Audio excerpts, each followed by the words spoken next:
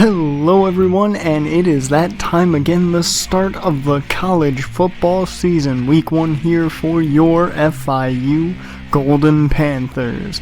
And just to put it out right now, here against Utah State in the home opener, Coach Wolf has decided that the quarterback position is not set in stone, and that this week and next week we will see Jake Medlock battling off against E.J. Hillard for that starting spot.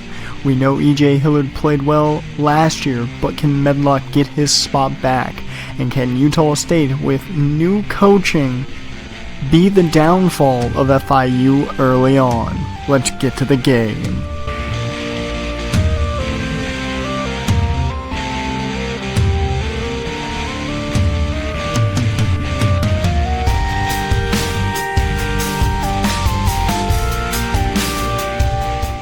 And here we go as Ayers kicks this ball off to start. FIU football is back again, and it starts with a knee in the end zone. Chuck Brishannon was the former defensive coordinator here at FIU last year, and now he's head coaching at his first job here at Utah State as the handoff to Anderson to start the game for Utah State. Jason Anderson with a 4-yard gain there. It is 3rd and 3 now in the shotgun formation for Utah State, as this will be quite an interesting game as Brescherman will take on his former defense as Jeff Manning gets a 10-yard scramble there on that option run.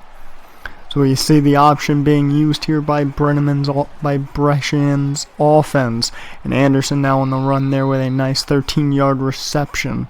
This will take its toll against the defense, who has been very weak against the option. As now Manning once again off that read option. He gets another first down after powering his way through 2 FIU defenders. However, FIU does have one hell of a D-line, so this will be a challenge for both sides, as Swindle there is the recipient of the first pass of the day. Brandon Swindle on that one. Now Jeff Manning under center here. He drops back. He's looking for his man. He finds Freeman out in the flat, and he starts to power through and gets taken down hard to finish that tackle. Now here on 3rd and 5, Manning under center. And no, he is not related to Peyton or Eli, for your understanding, as Billy Freeman is his target, and he can't get enough as Xavier Hines was there. Now Jake Medlock now takes his first pass to Dominique Rhymes, who was a big playmaker last year. And now he takes his side on the outside to be a big playmaker instead of inside. Now Medlock hands off to Shane Coleman here, who has been a dominant backup but never has gotten his chance to start, and here it is, and he starts with a nice 10-yard run there. Medlock now once again in the under center here in the single back, hands off to Coleman. Coleman sheds off one tackle and heads right on up the middle for another big gain of 10. So far starting off to a great beginning for the FIU offense. Medlock takes it from shotgun, finds TJ Loader. He gets it only a gain of 2 on the 2nd and 5. Now 3rd and 3 here in the pistol. So there's the handoff fake. Medlock taking an option of his own, and he breaks a couple tackles but gets taken down and gets a gain of 16 out of it. I will say that play seems to work better with Hillard, as that will take us to the end of the first quarter. It is 3-0. Utah State on top of the Golden Panthers. And now here to begin the second quarter, Jeff Manning here to go to Bruce Natson, as we're getting some interruption here. And we're losing feed, as now we've skipped to another play here as Anderson now with a huge run there of 23 yards. I'm not exactly sure what's going on with the feed. Jason Anderson, though, getting a big run there, as FIU has gotten on the board. Jeff Manning now set up in the single back formation. The handoff to Anderson there, and he gets crushed. The defense all over that. Cameron Melton, the young transfer, getting his first snaps. A huge hit from the corner. Now here on 3rd and 8, Jeff Manning in the shotgun formation. He's looking to the sidelines and he can't hit his man at all. Manning can't find his guy. It will now be FIU football on offense. The handoff to Shane Coleman from Jake Medlock, and he won't go down as Coleman gets up and gets a couple more yards. That's an 8-yard run there for Coleman. He's been doing well so far on the day. I wish we could have seen that touchdown though for FIU, as now Medlock throwing on the run as he now throws the first pick, as far as we know, of the day. And that is to the linebacker of Utah State, Fackrell. If that is how you pronounce that name, I am not sure. But now that means Utah State back with the ball on their side back in the ball on their offensive side. As now Jeff Manning can't find his running room, so he goes down. Darian Dyson there for the tackle.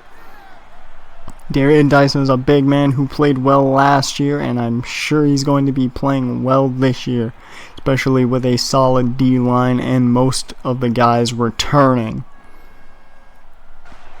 Jeff Manning now out of shotgun here on 3rd and 11. This is going to be a big play for the Aggies. As Manning steps back, sets up the screen here for Anderson. Anderson looking for first down yards. He squirms his way around and gets a first down for the 12-yard reception there. Just enough.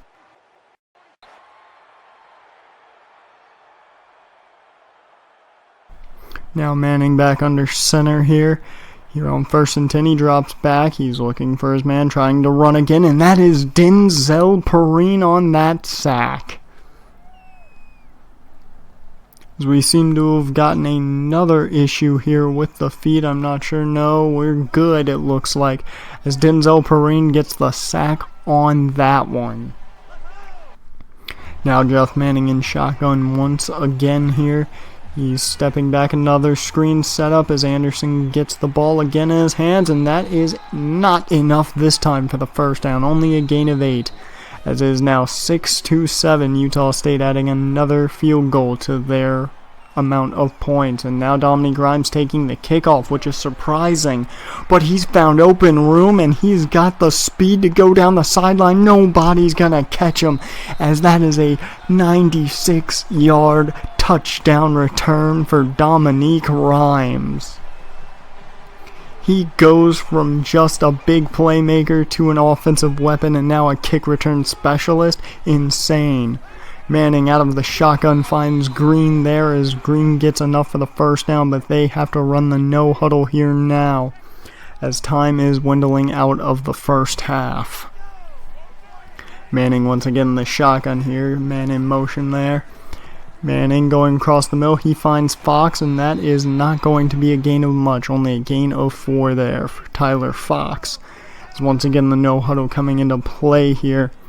Manning setting it back up. He drops back out of the shotgun, finds Freeman. That's enough for a first down and will stop the clock if they go no huddle. The no huddle once again happening, as now Manning hopefully going long here if you're a Utah State Aggie fan. Now Manning once again shotgun, looking for the deep man. He goes towards him, and that is nearly picked off by Brad McDaniel. The young safety was in position, just couldn't make the play. This will be the last play of the half here, as Manning looking deep, and that was near no one. As Manning unable to do anything there, as we will go into the half 14-6. FIU with one mysterious touchdown and a great kickoff return. And we are back here. Jake Medlock starting us off with a great drop-in pass to Yakeem Griner. What a way to come back. As once again it looks like we're having problems with the feed. It seems to be slow. I'm not exactly sure what's going on there down with the cameras, but nonetheless a great way to come back into this game. As now Medlock set up in the pistol offense, the handoff to freshman Ty Mayo. A nice run there by Mayo as he gets a gain of 4. Mayo, they want him to become the number 1 running back in time, as now Medlock is corralled by the defense and taken down hard. He ran out of time that time. He ran out of time there and couldn't find his man. He goes down hard. There were 3 guys waiting to take him down. Now Medlock set up, play action there, and no time at all. No biting on that play action as Medlock is crushed by Kalon Hollins. He came right through and was not taken aback by the play action. All he wanted was Jake Medlock on the turf. Now the ball is back in the hands of Utah State's offense. Jeff Manning backing up, trying to run and goes nowhere. Looked very similar to what we just saw from Medlock as Davison Coleman, the senior linebacker, was there to take things into his own way and take down Jeff Manning. He didn't get much on him, but hell, he got enough to force the man down apparently, as it looked like Livingston got most of him, if you ask me.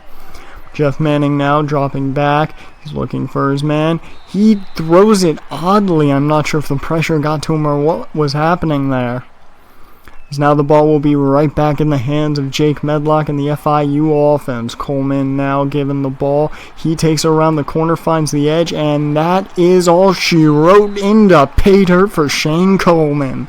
He takes it straight in, a big touchdown for FIU. All he needed to do was find that corner and then use the jets applied to his cleats. What you know what I'm going at. As now it's 21-6, FIU on top. Jeff Manning now just trying to get his team back as he finds clear running room there. No one in front of him is, as he's able to slide there to protect himself from any damage. A nice run there by Jeff Manning. As we'll see it here again on the replay, Jeff Manning just able to find everything he needed there room-wise. Another option coming here, and great blocking by the Utah State offensive line. It's another good run from Jeff Manning as they're starting to drive downfield very quickly. And now under center's Manning. Anderson behind him. He drops back. He looks short to William Green again, and that is not going to be enough for a first down, but it's only 3rd and 5 as the third quarter has come to an end. Utah State down 6-21. FIU is on top, and they hope to stay there for one more quarter. And now it is come to the last quarter, last 6 minutes in the game here.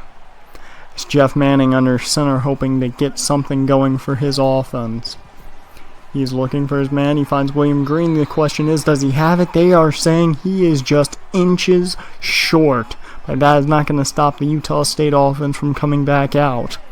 Just inches away from a first down. Manning drops back. He finds Swindle. Brandon Swindle with a first down reception of 5 yards. So that will put them inside the red zone deep. So this is exactly what they want now, is a handoff to Anderson here, who's been a nuisance to this defense. He gains 4 yards there, as now it is a 3rd and 1. Very favorable here for the Utah State offense. Another handoff to Anderson, but that time it didn't work. My God, Luis Rosado, another senior linebacker there to just put him out. 4th and 4 here as Jeff Manning goes for it.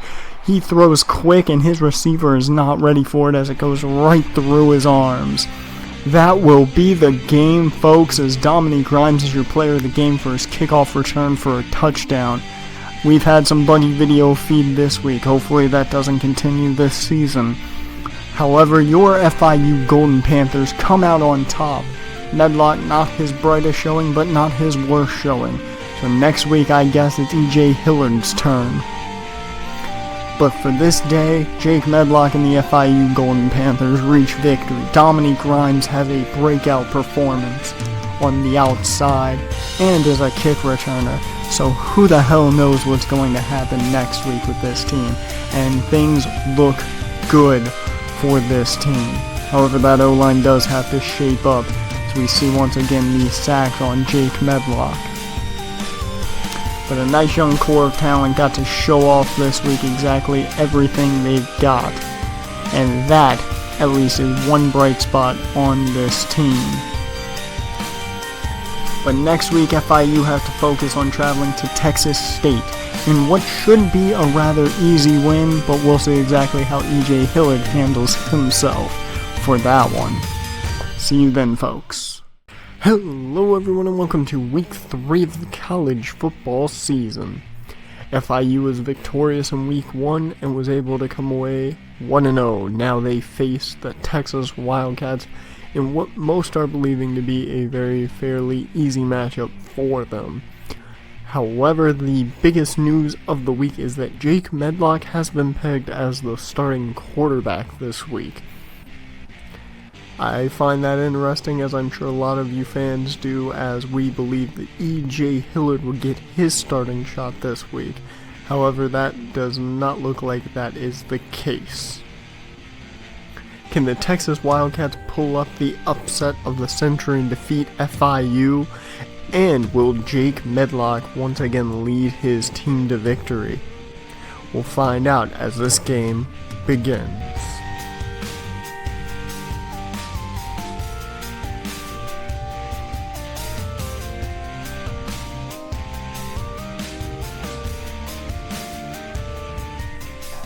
And here we go as the Wildcats kick this ball off to start it. DeAndre Jasper back to return this week.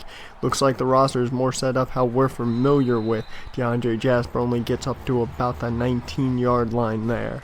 Now Medlock comes out, dropping back, finding TJ Loader, the young wide receiver who is quite a weapon in this offense, a lot like Dominique Rhymes was 2 seasons ago. The handoff now to Coleman here on 3rd and 1, and he breaks this one off for a big chunk of 17. A nice run there by Coleman, and the only thing that stopped him was a tackle low, and he just got caught by the ankle. Medlock now in the pistol formation here. He drops back. He's looking for his man. He finds Dominique Rhymes over the middle in the slant for a big 23-yard reception. Rhymes will be the big target today, I'm sure, as he is the number 1 man and proved it last week. And now Medlock once again in the full house this time, and now Pat Costello with the run. I love that fullback run, and he gets a gain of 5 for that one. Medlock in the shotgun here. He's looking for his man here on 3rd and 5. He finds Dominique Rhymes wide open over the middle, and that is a first down and more after the 22-yard reception into the red zone. So now with FIU deep into Texas Wildcat territory, Texas State Wildcat territory, this could become a huge play right here. As the handoff for the draw here as Coleman barrels through a defender and into the end zone. That is a touchdown FIU as Shane Coleman puts up the first one of the day. A huge play there by Coleman, not only to show his skills running, but to show the power he has. So now the defense steps out for their first time on the day as CJ Best gets the handoff to start this game, and that's a 9-yard carry. And here comes the no huddle offense of the Wildcats as now Brown takes the run and he gets 13 yards on that one. Jared Brown is a huge weapon on his own. CJ Best once again with the run, a gain of 7 this time, as he nearly gets a first down there. And another handoff to Best, and he gets just enough for the first down and moves the chains for Texas State.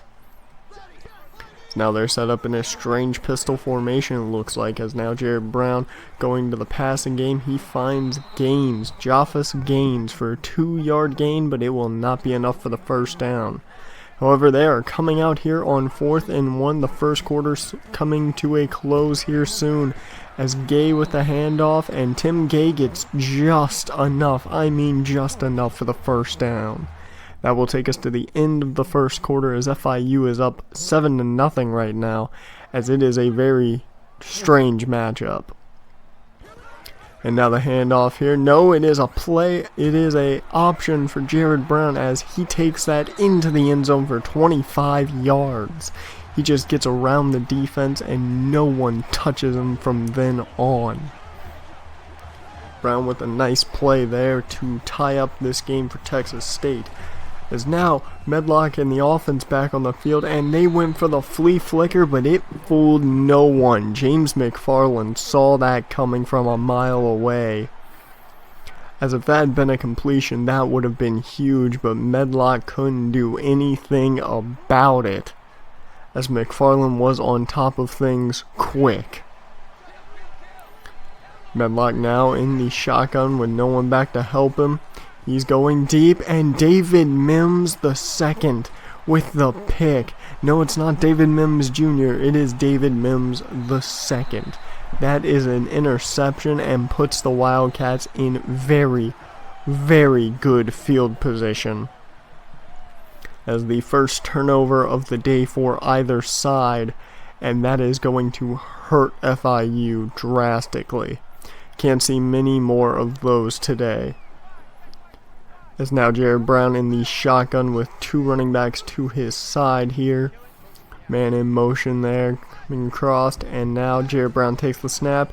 He's looking to the end zone. He finds Japhus Gaines for the touchdown. Second pass of the day ends in a TD for the same man who caught the first pass. Japhus Gaines now adds a touchdown to the board, and Texas State overall adds a lead to their side, so they take their first lead of the day. Medlock and company now back on offense as Medlock drops back looking for his man. He gets hit as he throws, and he nearly finds Loader. It was in traffic, but Loader had a chance at the ball. Is now Medlock once again dropping back. He's looking for his man, finds Dominique Rhymes close to the sideline. He breaks a tackle. He's got all that green in front of him. No one's gonna touch him. They get him out at the 5-yard line.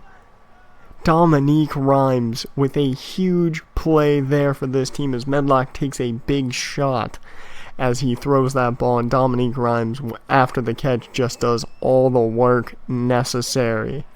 The only thing in his way was 5 measly yards, and he should have had it if you ask me.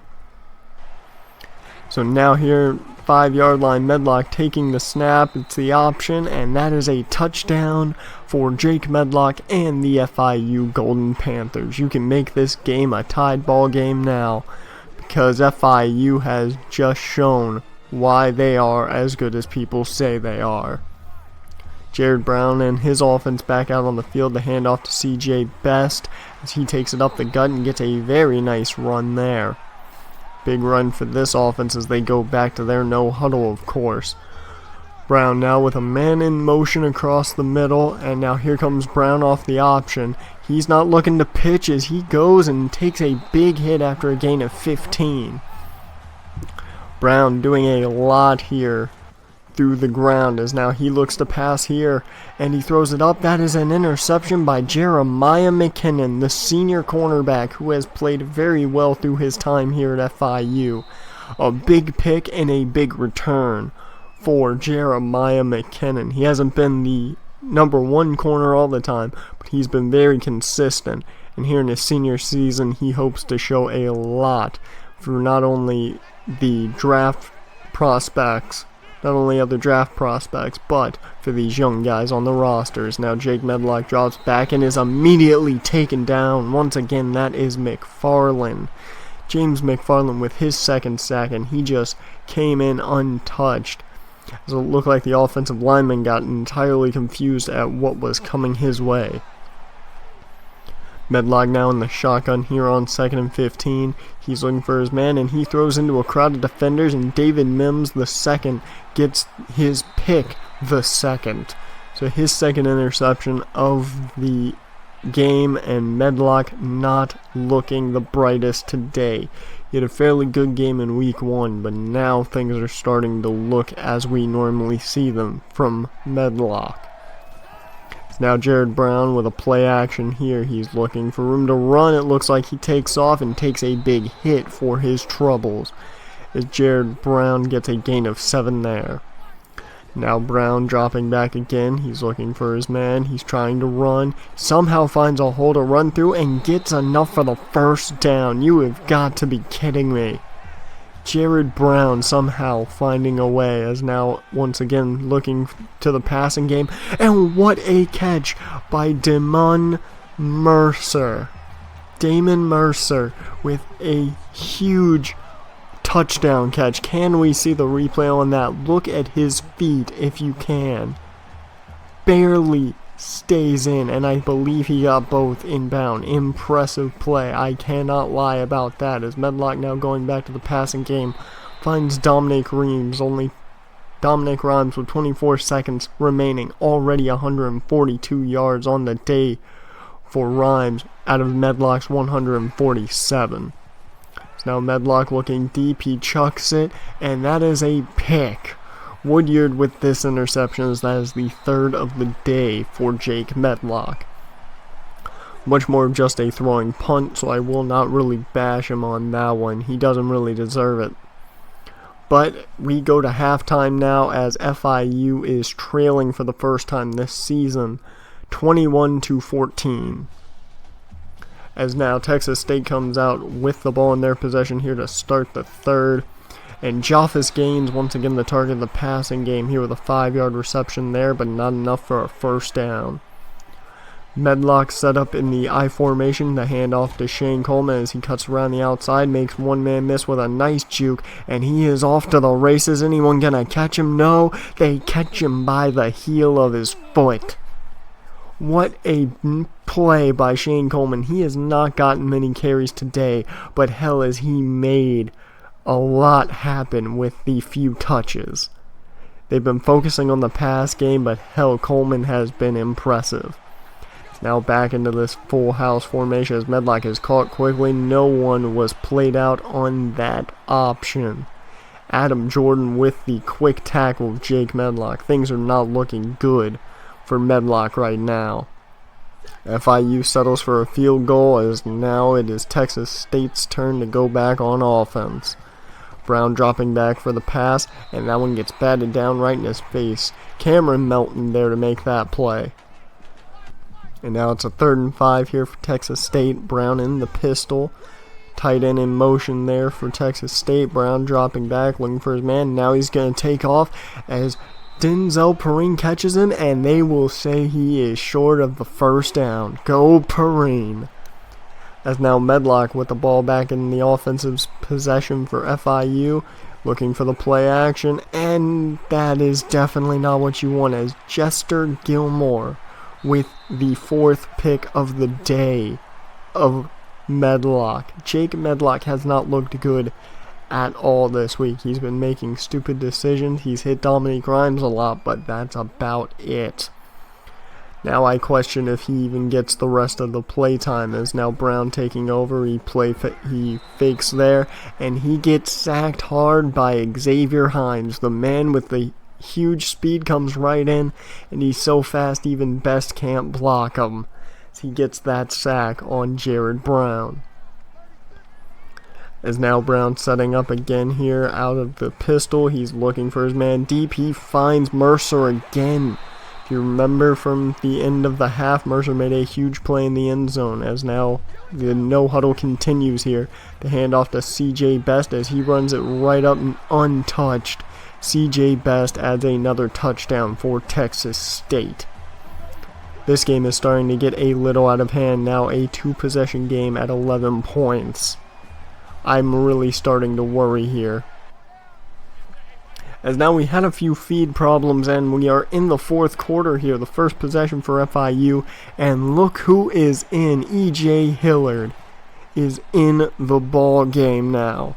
He's set up in the pistol formation here, full house, and he goes straight to Fred Porter, and it takes one pass for the man we've been waiting for to make a play. E.J. Hillard comes into the ball game, as I think everybody was waiting for him. Comes into the ball game late, one play, gets a touchdown. Going for 2 here is Hillard, finds T.J. Loader in a very tight spot. Good throw by Hillard. And this game just got interesting. It is a 3-point game now with 4 minutes remaining. As now Jared Brown looking to take a bigger lead, but Jeremiah McKinnon won't let him as he gets the interception. Second for the day for the senior. What a play. Jeremiah McKinnon just stops on a dime, seeing where Brown's going to throw, and he makes the play needed, as now the ball will go back into the hands of young E.J. Hillard and company. Costello in motion here as Hillard hands off here to Shane Coleman. And he's got room to run. He gets another nice run, this time a gain of 16. No bad runs today for Shane Coleman, as that takes him over 100 yards on the day. Ricky Fernandez now the man in motion. Looks like play action here for Hillard. He waits, finds Ricky. A nice spin move from the young tight end, and that is a first down to about the 5. 17 yards for Ricky Fernandez. Full house pistol formation here for Hillard and the offense. He's sitting there. They are killing clock here, which is a smart move if you ask me. They will take as much time as needed.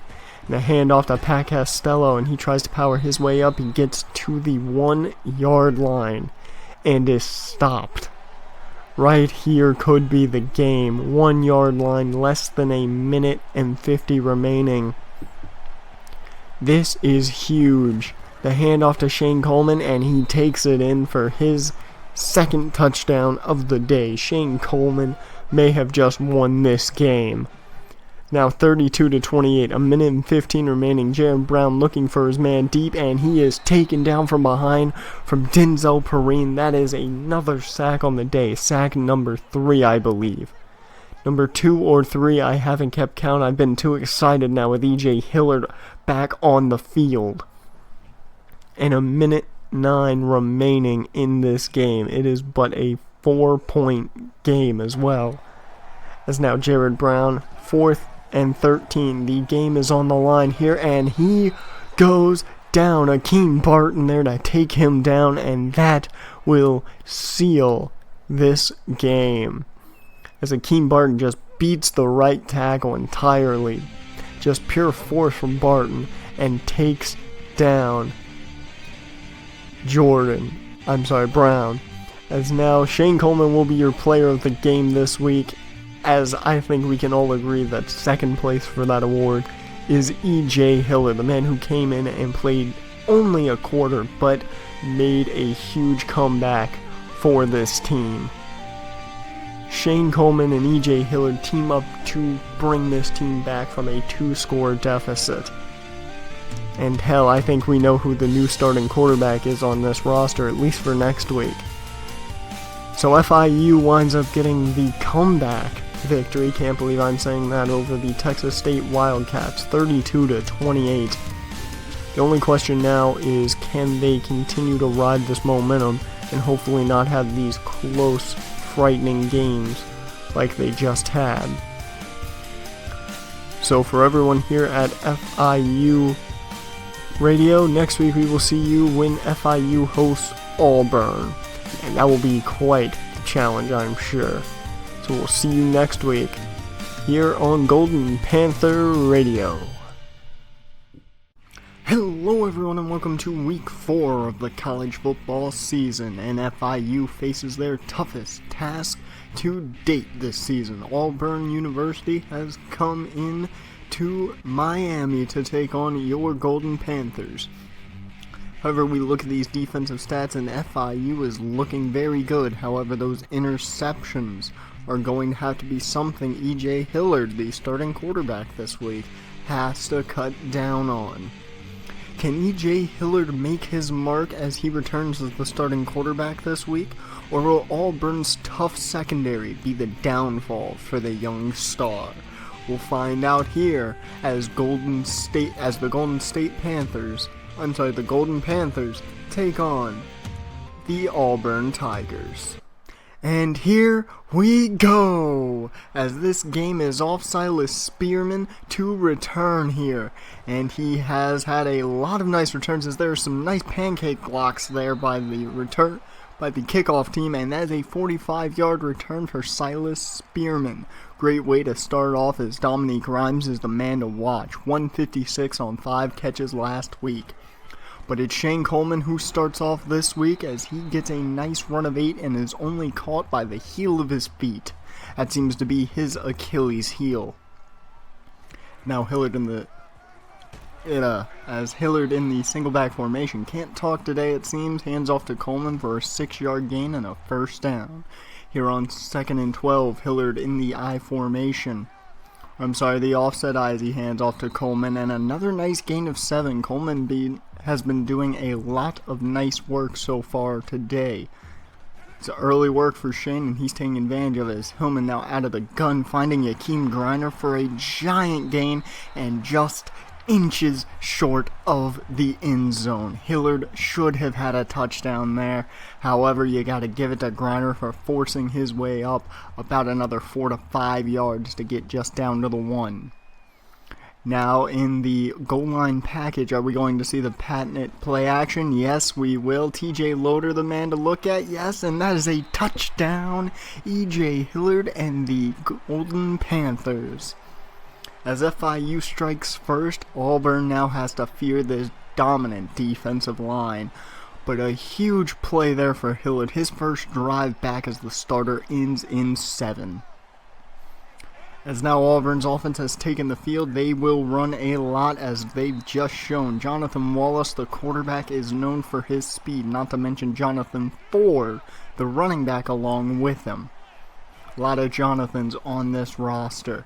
As that is not Jonathan, that is Sammy Coates, the top wide receiver on this team, but he looks to be shaken up there as he took a little bit of a hit there. Let's see here on the replay, and just a normal wrap-up must have landed badly. So now Coates will be out for a couple plays, it seems, as now the handoff to Jonathan Ford here, and he has running room. And he gets a big 24-yard momentum boost as the no-huddle offense of Auburn is taking effect. And here comes Day, as he takes a shoulder to him. Joe Day with a giant shot from defense, and that is a 3rd and 7 now for Auburn. I cannot talk today. As Jonathan Wallace throws up, he's got his man, Xavier Hines, with a beautiful play on the ball. Surely thought that was going over the top of him, but now here on 4th and 7, the offense is still on the field for Auburn. Wallace looking for his man, he gets rushed to throw, and that is incomplete. Closest man to the ball was FIU's Brad McDaniel. That was a good play by the defense to scare Jonathan Wallace into throwing that ball inaccurately. And now the Hillards back on the field. What will we see right off the bat? The option of their own. As a first down, E.J. Hillard and the Golden Panther offense. A little bit of option here on FIU's part, always useful with E.J. Hillard's feet. So now the play action from Hillard, looking for his man. He gets time. Yakeem Griner again, 24 yards this time, and puts him inside the 30-yard line. That will put them about, I believe, at the 29, 28-yard line. And that will set them up in beautiful field position as the first quarter is over and FIU is up by a single touchdown. E.J. Hillard leading one hell of an offense this week. As now Hillard set up in the I formation here. He hands this one off to Shane Coleman, and that time Coleman had nowhere to go, apparently trying to fool them on 3rd down, which I don't entirely understand running it there, but hell, the kick is up, and the kick is wide left. No good, no points coming out of a strong drive following a 4th down stop. It wasn't even long enough, it looks like.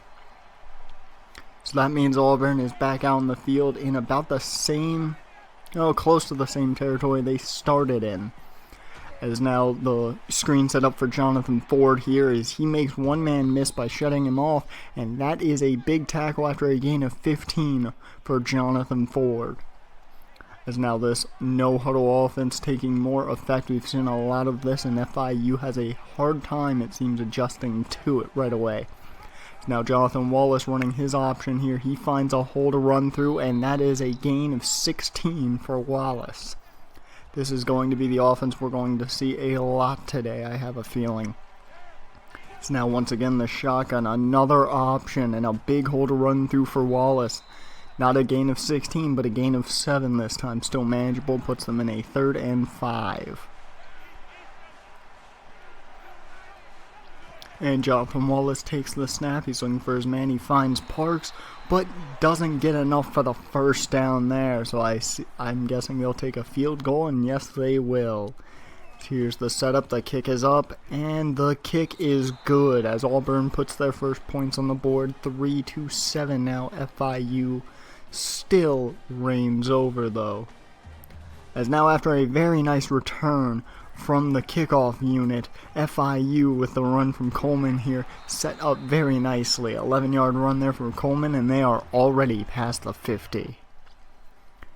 Is now FIU set up here in the shotgun. Hillard looking for his man. He finds Fred Porter, who hadn't seen a lot of action with Medlock, for 19 yards and a first down. They're just away from the red zone as a huge hit laid on Hillard as he gets that ball to Yakeem Griner for 16 and puts them just about at the 5. And a big play, though, from Hillard to take that shot as Shane Coleman goes into pay dirt, and that will add another 6 points to the board. As Shane Coleman gets his first touchdown of the game, and overall he's been having a very nice game. Jonathan Wallace now back on the offense for Auburn, and Jonathan Ford on that pass goes nowhere but back, as that will take them back to a 3rd and 14 now. Tough deficit to make up here at 3rd and 14. They are down 11 points as well. Jonathan Wallace has to come up with something, and that screen to Ford didn't work, as it looked like the smart defensive tackle was there. As now Hillard setting up, he goes deep, and that is picked off. You could kind of call that a throwing punt almost, except it was not 3rd down. As a big interception there for Auburn that may give them some momentum with 25 seconds left in the half. I'm not so sure about that. Jonathan Wallace stepping back out of the shotgun. He's looking to run, and Denzel Perrine gets his first sack on the day, as nowhere for Wallace to go after getting touched by Denzel Perrine. And that will take us to half as Auburn is down 11. FIU up 14-3, and it has been one hell of a game. It's now Auburn taking the offensive side of the ball here to start the second half, and Sammy Coates is now back in the ball game. He was gone for pretty much the entirety of the first half but one play, but now he's back as Wallace takes the snap out of shotgun here, finds Parks, and that is a first down after a gain of 7, just enough needed. As now Auburn set up once again here on 3rd and 10. They go deep, and that is nearly caught, but DeMarcus Perkins was there to make a play and knock the ball out. Big play there by the defense as Hillard now back on offense finds Fred Porter, seemingly his favorite target of the day next to Yakeem, and that is another first down for FIU. Hillard now set up in the single back. He's looking for his man. He finds Yakeem Griner again. It's Yakeem and Fred. Those seem to be the only 2 targets today. In the I formation again, Hillard looking for his man off the play action, and he throws that one into coverage. Hosley with the interception. Second pick of the day for the young quarterback as Joshua Hosley was right there, set in place where that ball was going. He was looking for Fred Porter again, it looked like. As now the Auburn offense is back on the field, Wallace hoping to make something happen as he finds Ford, but takes a nice shot as he finds him. And I'm not sure what is up with the signal right now, but from what I'm seeing, we do see DeMarcus Perkins with the ball in his hands, and he's taking it, I'm guessing, an interception, and that is a touchdown right there. FIU with the touchdown off a pick 6, I'm guessing. I'm not 100% sure on that one, as now the Auburn offense back on the field. Jonathan Ford with the catch there for 16 yards and a first down.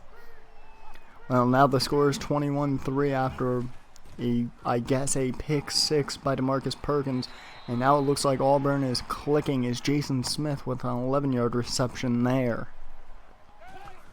Auburn once again with a play action, looking deep. Jason Smith with one hell of a catch there. He jumped over the defensive back and was able to catch that ball. Nice play on Auburn's part. I will go with that.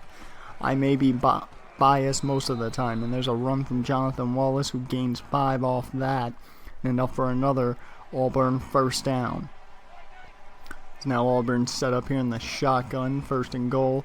Wallace, plenty of time to throw. He finds his man Fields in the end zone. That is a 9-yard touchdown for Auburn. It's once again an 11-point game following the supposed pick 6 by DeMarcus Perkins. And now it's back to the FIU offense as E.J. Hillard goes right back to Coleman, giving him the ball on the draw.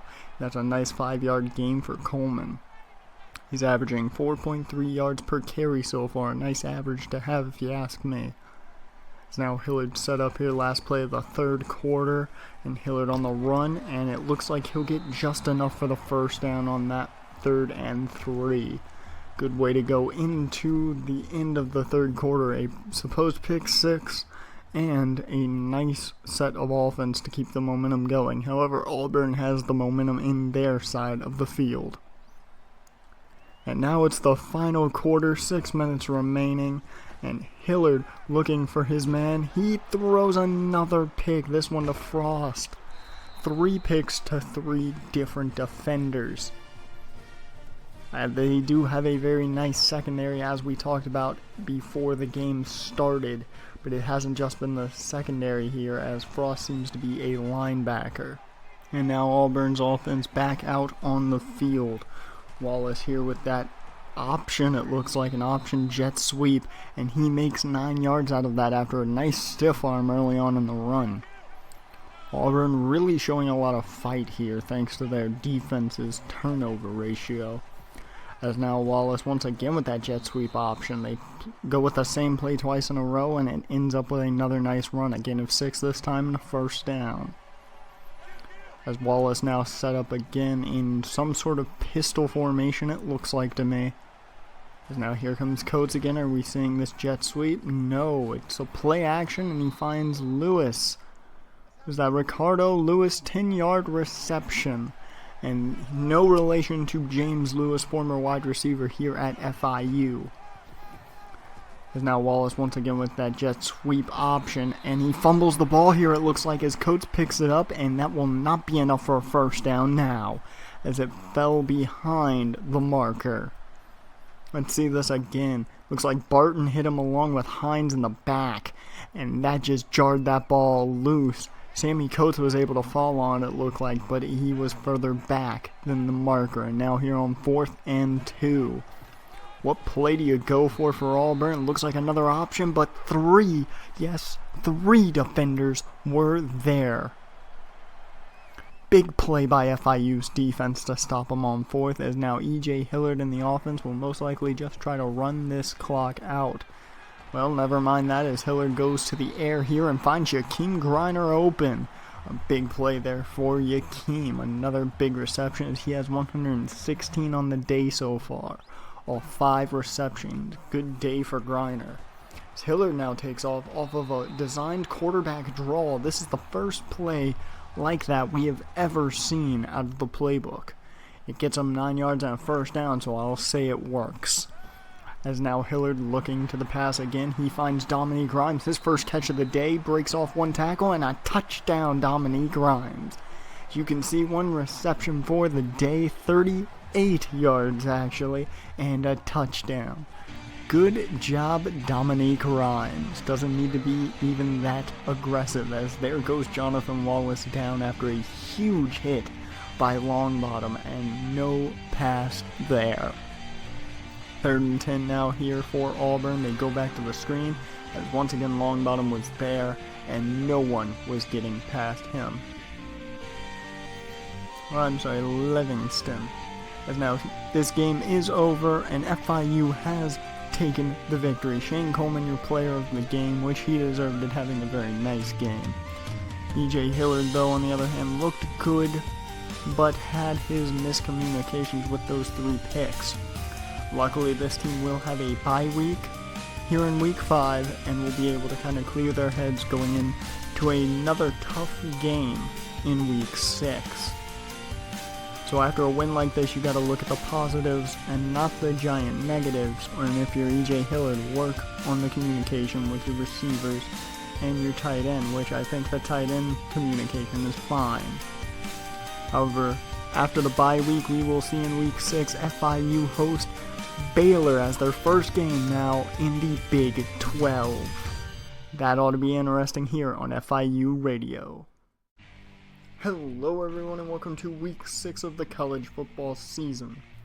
This is not only a big game in itself, but it is the start of Big 12 competition for FIU, hosting the Baylor Bears today, as they are in quite a big conference now here, as you can see here by the standings. Number 3 Kansas State and number 6 Texas are within this conference.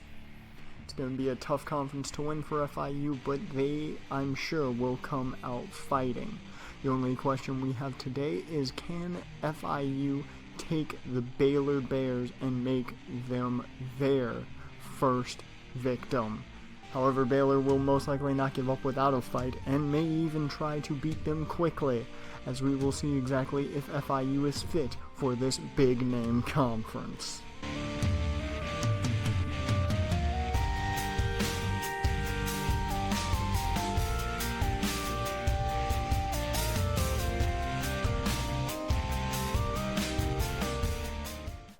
And here we go, as this game is off. Silas Spearman back to return. EJ Hillard will be your starting quarterback this week, I have been told, as a big block there for Silas. Another big block as he cuts right past the 50, past the 40, and is taken out right before the 35, as that is a 68-yard return. Dominique Grimes didn't have a big game last week, but I'm sure he'll have one this week. As I said, Hillard is your starting quarterback, and he comes out starting in the single back formation, finding TJ Loader early there on that first down pass. Now the handoff from the I formation, Shane Coleman with a big hole to cut through, and he goes all the way 23 yards to the end zone. Fast-paced action here already as FIU is on the board quick. As now the Baylor Bears have their first offensive drive here. They run that up-tempo, no-huddle offense, as it will be hard for this defense to adjust. Russell now finding his man, finds Corey Coleman there on that short 6-yard reception. 3rd and 2 now for Baylor's offense. They have to hope to find something quick, making a change here, I'm guessing, looking for the play at least. And Russell tries to run and nowhere to go as Denzel Perrine was all over him. There was nowhere for him to go with the big guy there. Now FIU back with the ball in their possession. Shane Coleman seems to be the operator of this offense. A 6-yard gain there on that run. As now in the offset I formation, Castillo in motion. And that is a play fake to Coleman. Plenty of time for Hillard. He finds his man, Yakeem Griner, and a big 27-yard gain there. Quick, big play to open up this drive. As it was a short run to Coleman, followed up with this huge pass play to get them in very good field position. Now the the pistol formation here, as Hillard now on the run, and he gets a gain of 8 there, dives head first. Not the safest of dives there for the young quarterback. Don't want him getting hurt anytime soon. And now it's the full house here, as it is my favorite play, the handoff to Pat Costello, who gets a first down and a gain of 4 there. Big play for the fullback, as now Hillard once again drops back, finds Dominique Grimes, and he's already got the same number of catches he had last week. That was a first down for 13. As it seems we've had more communication problems with the feed, as FIU was able to score a touchdown there. Seth Russell gets a 10-yard run there. As I'm not sure what these problems have been this season. Hopefully we can get them fixed soon. A nice pass there from Russell to Corey Coleman. Another first down for Baylor.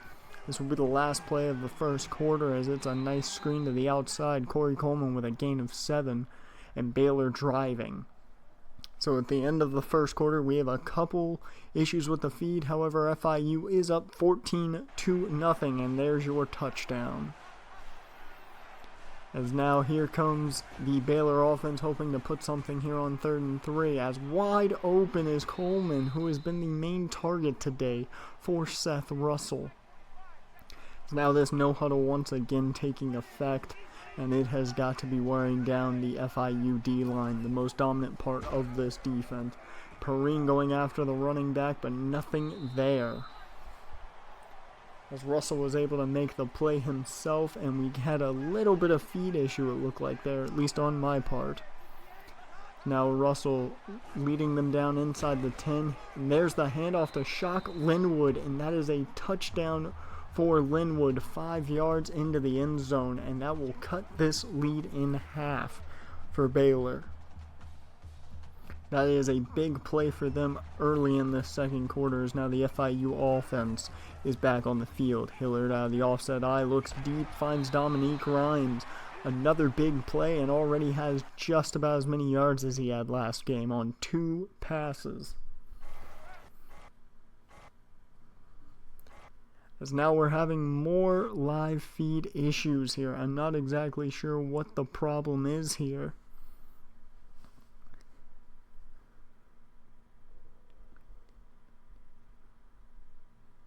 These issues have been going on all season. We need to get these things checked, as we're seeing a punt which is not very exciting and goes into the back of the end zone. So a drive apparently that stalled is now in possession of Baylor as they go to the screen, and that is a should have been pick 6 by Dante Wilson. As now Russell and company on a 3rd and long here, hoping to find his man, and he does. Corey Coleman gets right behind Jeremiah McKinnon, and that is 35 yards and into FIU territory. As now Russell changing the play here, or at least getting the play from the sidelines. He runs with the option again and slides, I think, there, taking a little bit of a hit, a gain of 7 there. Is now once again getting the call from the sideline here, and a handoff to Shock Linwood, who's able to get in just enough for the first down. Another gain of 5 for the running back.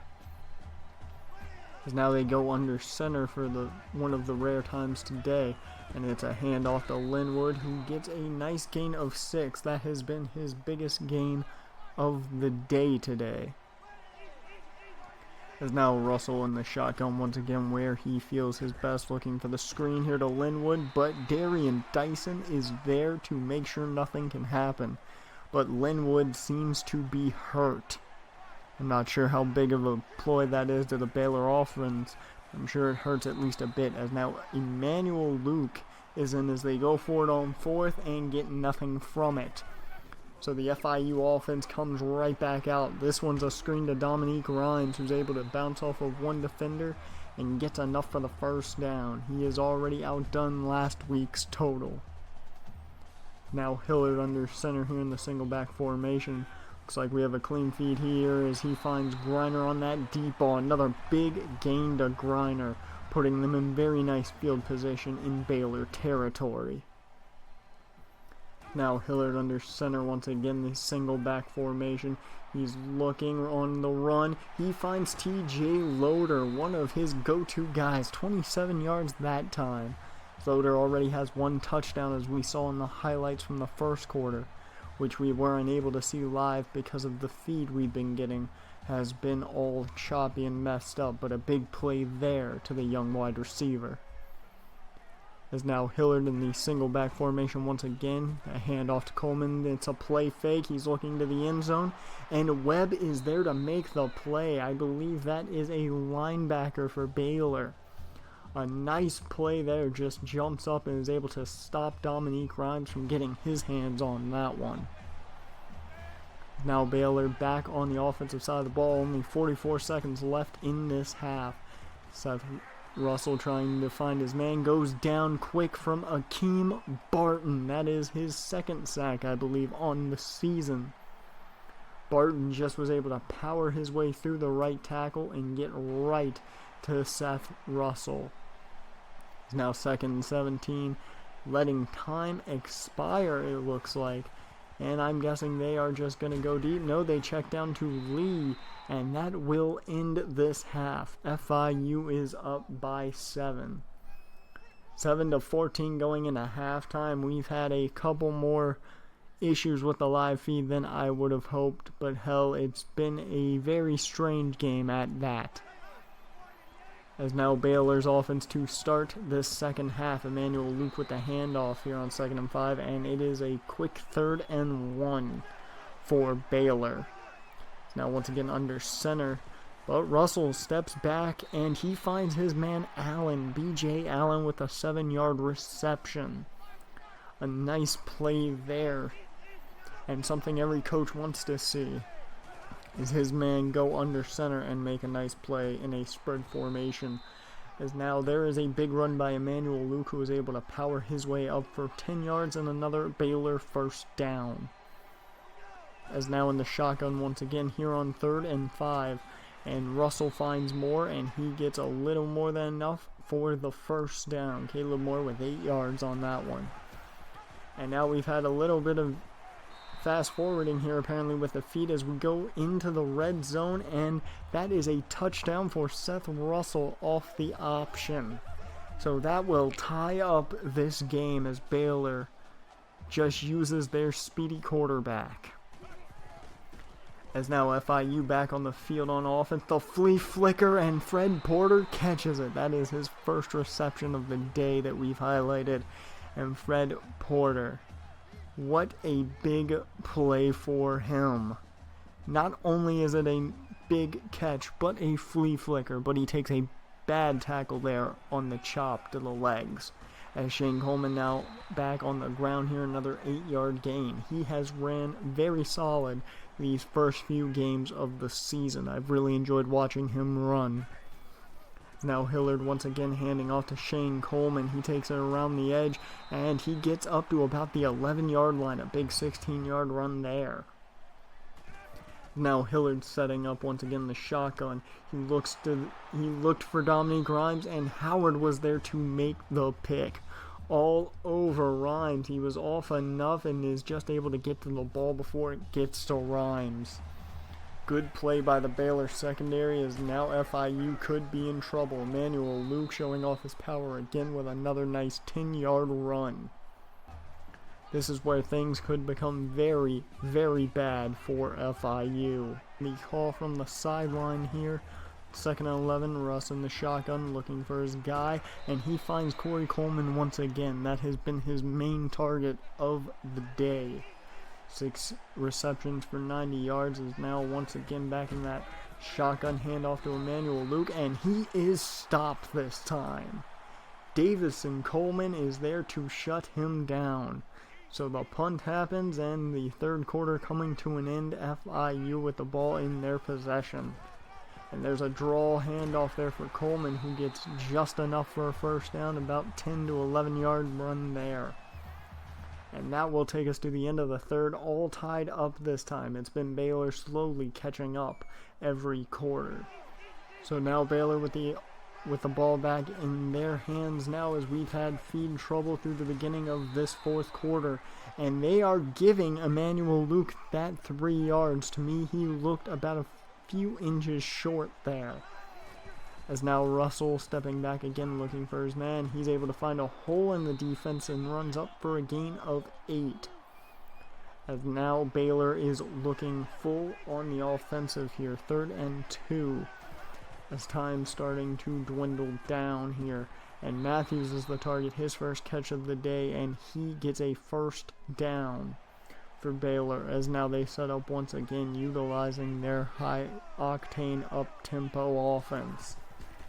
Russell with the play action finds Jeff Matthews again, and that is a 12-yard first down reception for Matthews. It's now once again 3rd and 3 here.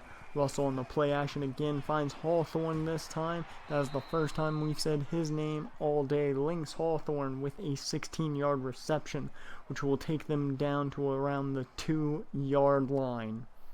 This is exactly where you don't want Baylor to be. He just got behind Xavier Hines, and Xavier could not catch up in time. as now this could be the play. Russell taking it out of shotgun, looks to the end zone, and Robbie Rhodes somehow finds the ball in a mess of defenders. So now Baylor takes their first lead of the day, 21-14. Now E.J. Hillard has to do what he did last week, starting with this 18-yard reception to Fred Porter.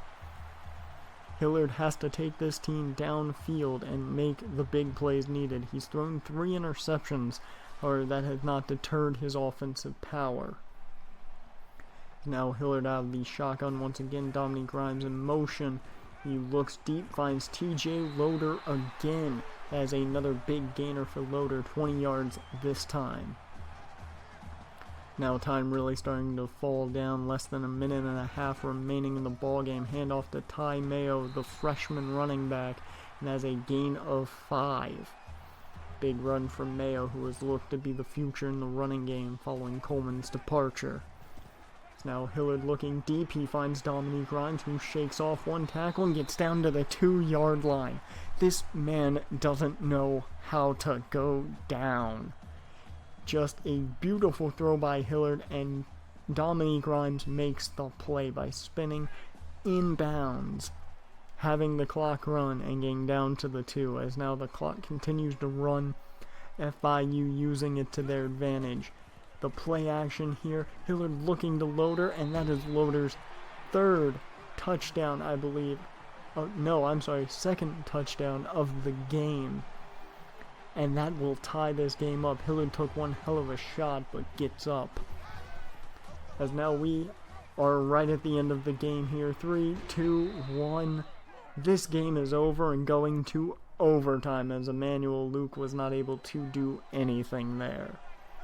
So welcome to overtime, folks, as Baylor starts with the ball in their possession. Remember, each team will get the ball as long as they score, but Cameron Melton with the pick, and he could take it back. Emmanuel Luke, though, catches him with that shoestring tackle. The game could have been over right there. The transfer from Auburn, Cameron Melton, with an interception that nearly ended the game solely there. FIU now just needs to score. Does not matter touchdown or field goal. FIU solely needs to score. The handoff to Pat Costello there, following that E.J. Hillard run, will set them up. The kick is up. It is good. And FIU, dare I say it, has pulled off the upset of the Baylor Bears. It looked early on FIU offense had it. Baylor makes the comeback, and FIU puts this game away. TJ Loader was the MVP. They say, I say it's Cameron Melton with that interception. But hell, it doesn't matter. FIU defeats Baylor with all the live feed issues we've had, with everything that's gone wrong with this game. We still see one hell of a game performed here. FIU pulls off an amazing upset. There again is the pick from Cameron Melton that essentially put this game away. But next week, FIU will go on the road, now ranked at 24, to take on Kansas. They may not seem dominant, but hell, I'm sure they will put up one hell of a fight. We will see you next week as FIU faces Kansas. Hello everyone and welcome to week 7 of the college football season. This week FIU comes into Kansas for their first ever meeting against the Kansas Jayhawks. And as I've stated, this will be the first meeting against the Jayhawks for FIU, as well as another game in Big 12 competition. This is the first year for FIU in the Big 12, and so far they lead the standings at 1-0 in conference and 4-0 overall. And they also come in ranked at number 24 in the nation.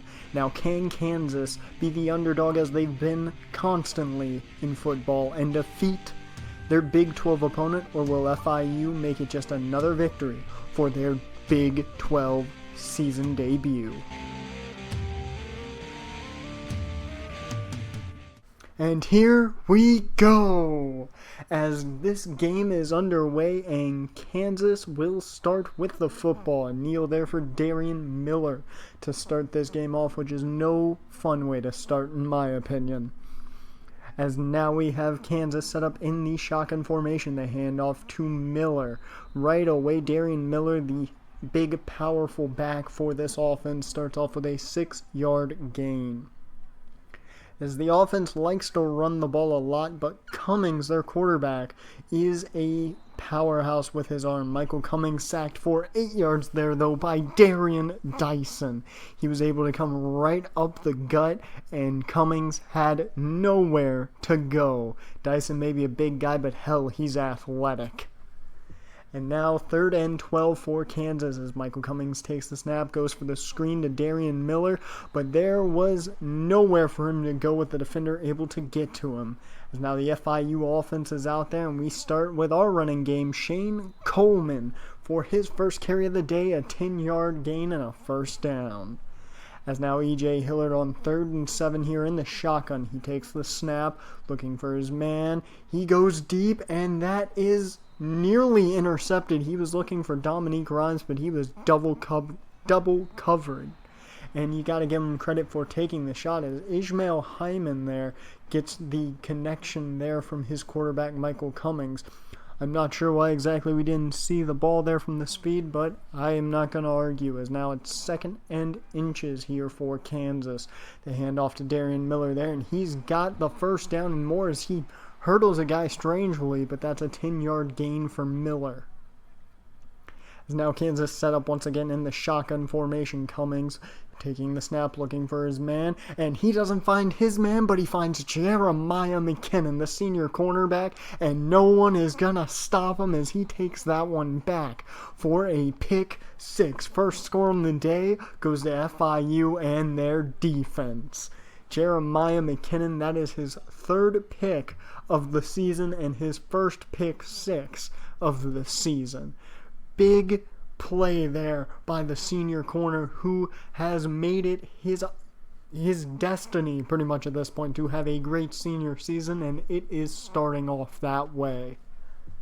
As now Kansas right back out, now under center here in the single back. Cummings, though, taking the snap and dropping as he finds his big tight end, Big Ben Johnson. He gets 15 yards there, pushing forward for about 8 of those. As we see it again here, Cummings goes to him in the flats, and Johnson just finds a little bit of hole and then carries the FIU defender with him. It was easy for the big tight end, well, at least from that angle. As now Kansas set up in the shotgun. Cummings looking for his man. The pocket closing quick, and he goes down. I'm not even sure who got on him there. It looks like they're giving it to Ross Livingston, the young defensive tackle. He is a power through that middle. You do not want to mess with the big man. As Ross Livingston may not be the fastest man on that defensive line, but hell, he is powerful as hell. As now the offense back on the field for FIU, as it goes back to Shane Coleman here on the carry. He powers out a 1 tackle and is able to get 7 yards and a first down. As now E.J. Hillard in the shotgun here on 1st and 10. T.J. Loader in motion, and it's a jet sweep, the first time we've seen it all season. Loader gets to the outside, and you've got to be kidding me. Touchdown, FIU, off a 36-yard jet sweep from T.J. Loader. My God, what we just saw, and that will end the first quarter, and you can't end it any better, as 14-0 FIU leads from a great jet sweep.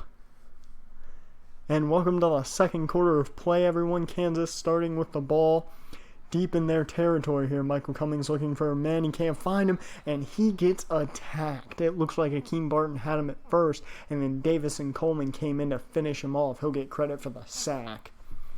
As what a play there. Akeem Barton to shake up Cummings, and then Coleman to finish him. As now Michael Cummings takes the snap again from the gun, looking for his man. He finds Trey Parmalee for 17 yards there. A nice catch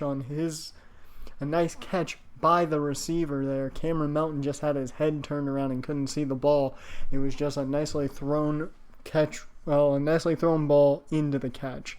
As now once again from the shotgun, Cummings looking for his man here, 2nd and 11. That is Ishmael Hyman again, this time for 30 yards instead of 11. As that is a big play there to attack the middle of the field, and he's able to cut right up. Luckily, we've got speed on the FIU defense here, but a big play nonetheless, as now once again into the shotgun. Big Ben Johnson in motion for Kansas. Now Michael Cummings looking for his man. Pressure was coming in, and he is not going to find him too far outside, and Xavier Hines was able to make the play. Now Kansas setting up for a field goal here, a long one at that. And the kick is up, and it is good, and that will be the first points of the day for the Jayhawks, as it is now 14-3 with that field goal and some nice room to spare on it. As now the FIU offense has stepped back out on the field. Hillard out of the shotgun finds Fred Porter for a nice play. Looked very similar to the 30-yard reception by Ishmael Hyman, but that was only 19 by Fred Porter, and the first completion of the day for E.J. Hillard.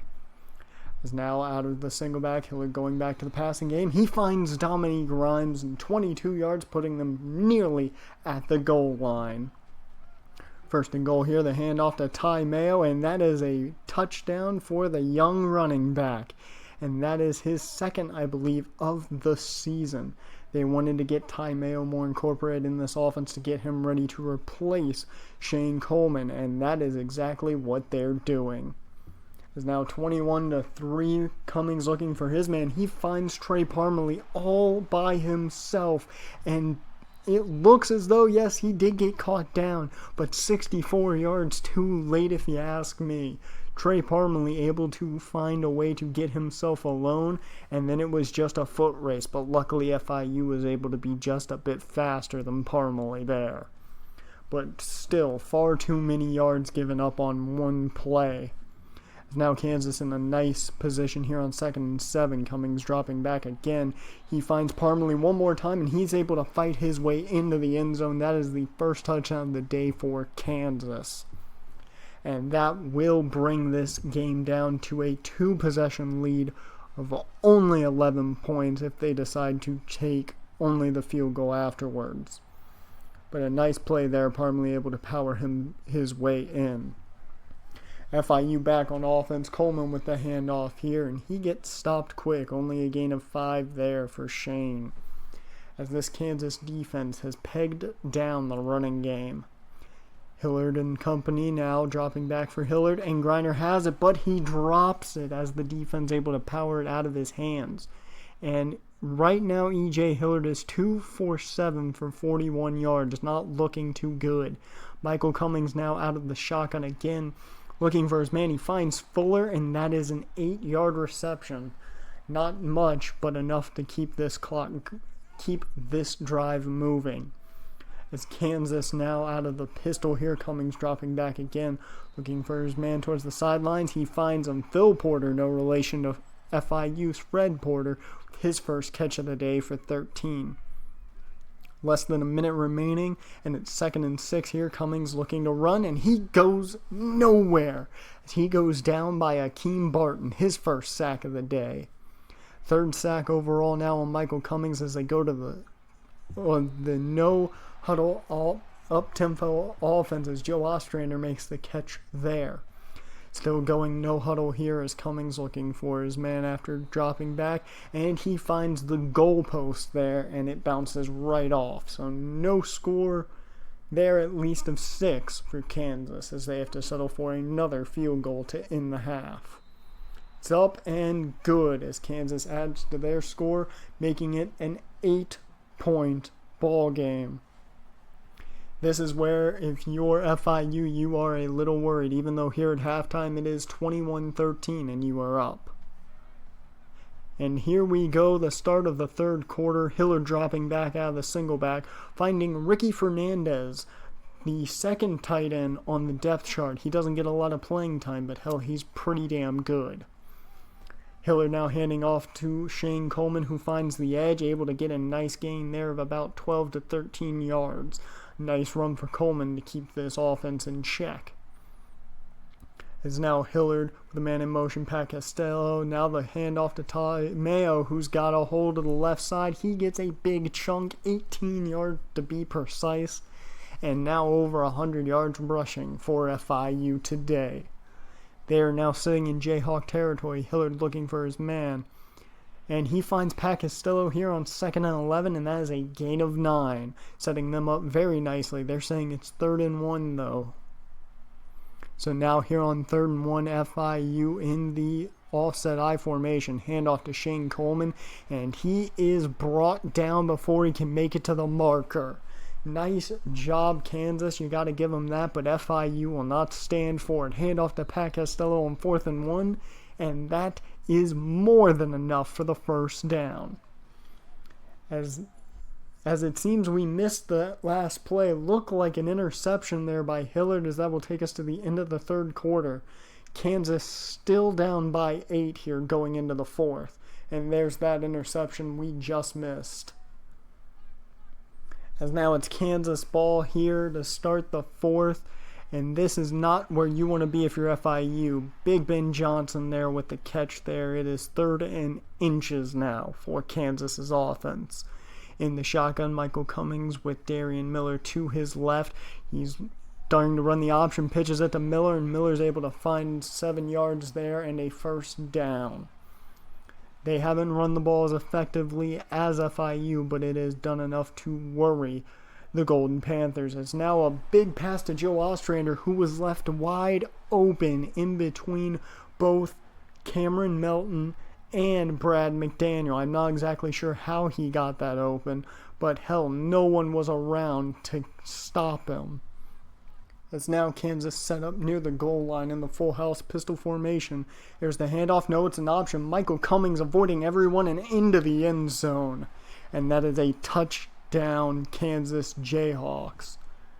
As Michael Cummings somehow avoids every single defender for FIU running through there. And now here they come out for the 2-point conversion. Cummings set up in the I formation. And he's looking, single back, and he can't find his man as he goes down hard by every single defender nearly. So Kansas still down by 2 as they kick off here. Silas Spearman back to return. And he's taking off. Nice blocks down the left side. Spearman takes him, and he's up. And wait a minute. Nobody going to catch him. Silas Spearman to the 20, the 10, the 5. He's gone.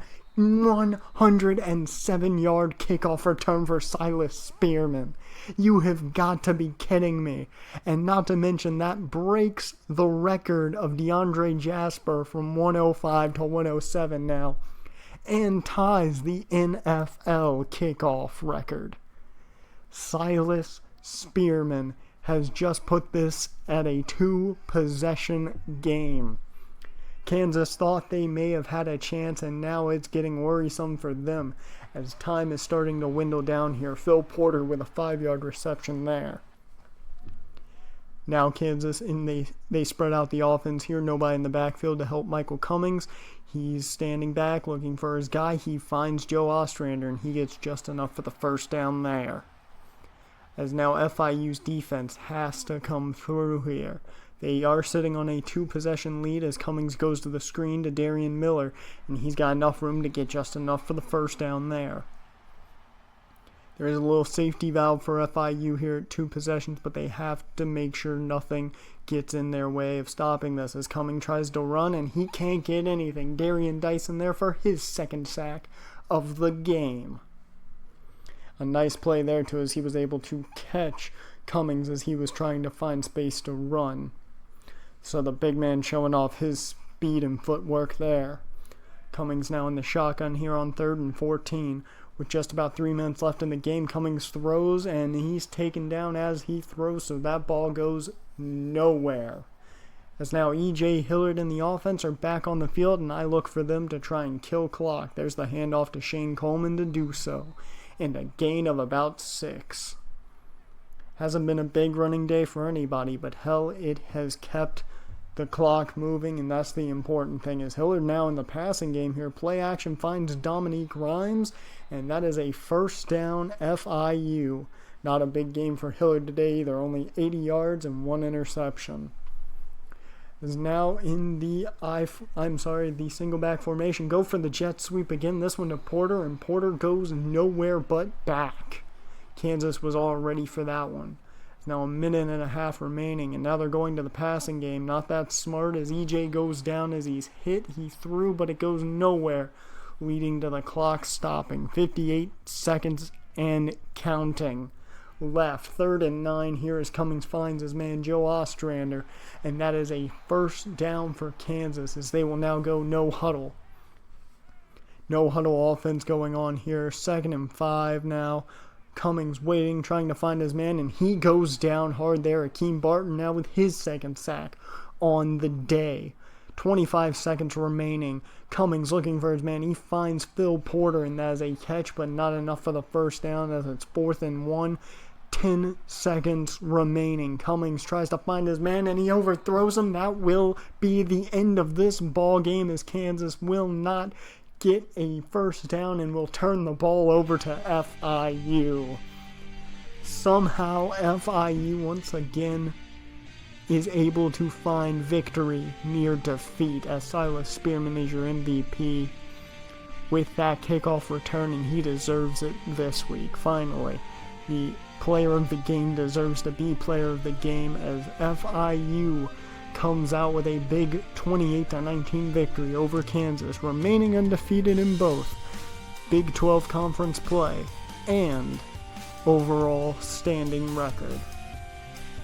But now the question is, can they compete with the bigger schools in the division? We saw them play a tight game with Baylor, and now Kansas came close.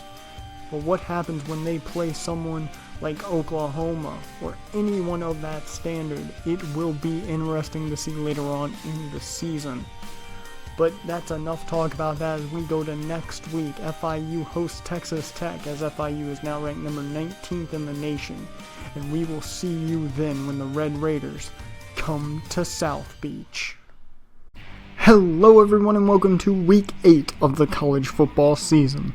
This week the Texas Tech Red Raiders come into Miami to go one-on-one against the FIU Golden Panthers in another Big 12 division game.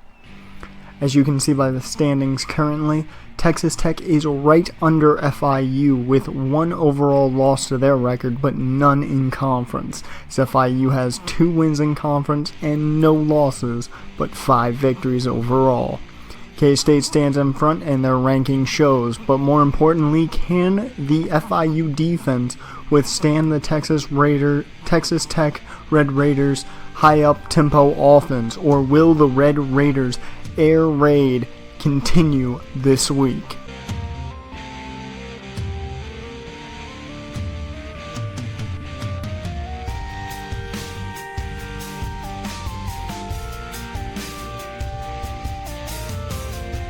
And here we go as this game is underway. DeAndre Jasper back to return, and he cuts over to the right side. He's got some room there with some blocks, and he's going up past the 50, past the 45, past the 40 to the 36-yard line of Texas Tech. A big 63-yard return for DeAndre Jasper, and what a way to start off this game. As now here comes the FIU offense out on the field in the single back formation. Hand off to Shane Coleman to start off this game, and a nice 10-yard carry to begin. They don't give him the first down, however, I think he got it, but we'll live with what the refs say. Hillard once again the single back here, and it's once again another handoff to Coleman, and that time it's more than enough for the first down. A gain of 8 on that run. This offense has lived and died by the run game for the most part. Hillard does have the arm as he drops back. He finds Dominique Rhines, who shakes off one tackle and gets taken down from another tackler. It's a 16-yard gain, and it will take FIU down to the 3. As they're down at the 3-yard line here, into the pistol formation they go. FIU with a run from Hillard, and that is a 3-yard touchdown run, and the first points of the game go to FIU.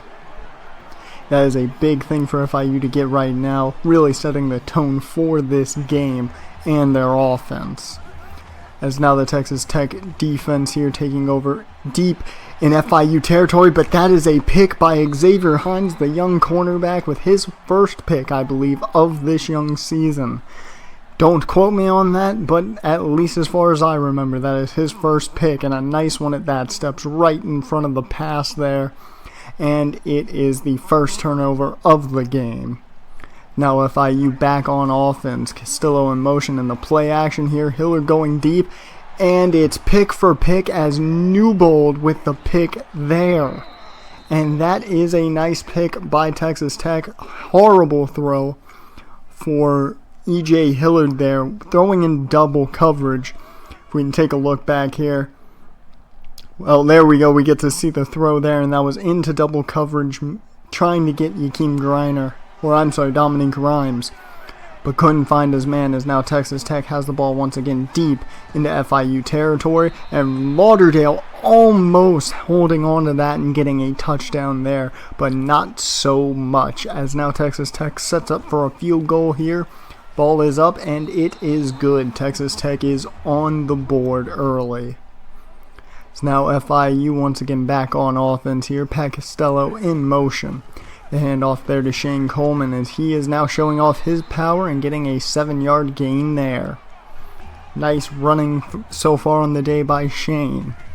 Here in the I formation, they hand off to Pat Costello, and that is more than enough for the first down there, as Costello gets a gain of 3 when he only needed a couple of inches. Once again back to the single back. Hillard drops back though, and that is TJ Loader, the young receiver who has been making big plays this season. The kid is playing a lot like Dominique Grimes a few years ago, and that is great to see. Maybe he'll turn out just like Grimes. That will take us to the end of the first quarter. FIU is up 7-3. However, it seems to be one hell of a turnover-filled game. FIU now into the shotgun here to start this second quarter, and they're going deep, as that is Dominique Grimes. Hillard to Grimes for 22 yards there. A nice play to start off this second quarter. And it seems that we're having some malfunctions here with the camera, with the live feed here, as E.J. Hillard is sacked there. And this has been a thing all season of these situations with the live feed. Hopefully we can fix them soon, as now it's 4th and goal here for FIU. Texas Tech now on offense here following the field goal by FIU to make it a 7-point game. Webb looking for his man. He finds Paulette Bray there for an 11-yard gain and a first down. Paulette Bray once again is the target out of the shotgun, and that's 14 yards and another first down for the Red Raiders. They are getting this drive going. It's now once again the shotgun. Webb looking for his man. He checks it down to Washington, but that is going nowhere, as it is dropped by the young running back. Now Webb once again the shotgun, as we would expect from the air raid, and that is to Paulette Bray again, who kind of steps in front of the defender, it looked like. Not even sure if it was instinctively for him, but that is not a first down, and this ball will go back to FIU on offense.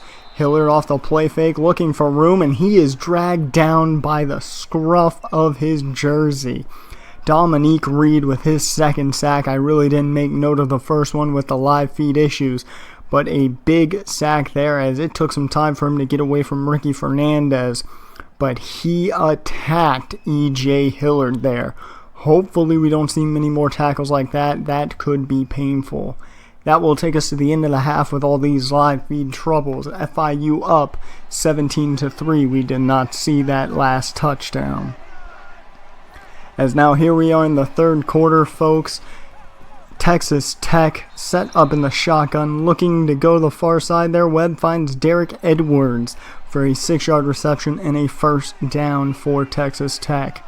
They have to get something going there, down by exactly 2 possessions here, and that could kill. Webb looking to the right side and finds DeAndre Washington for another 6-yard reception.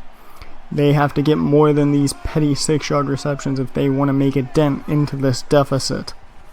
FIU's defense, though, on the other hand, has to try and get a lot more pressures. Paulette Bray is the target again, and that is 12 more yards for that receiver, making his total 6 receptions for 60 yards.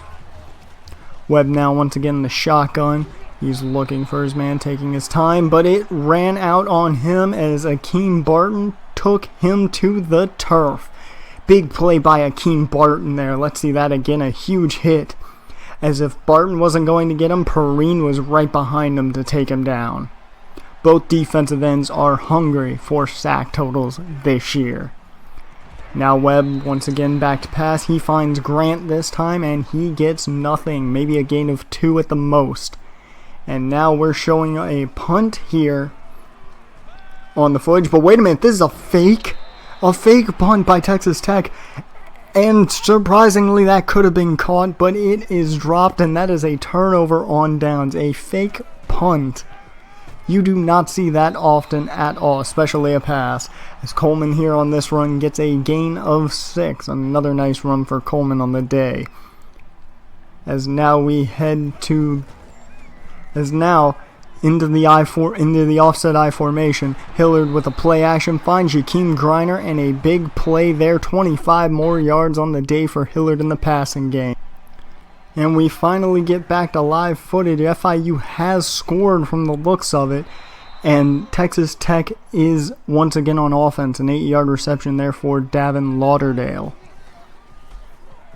As now Webb with a run here out of the shotgun. DeAndre Washington on the draw for a gain of 5 that time.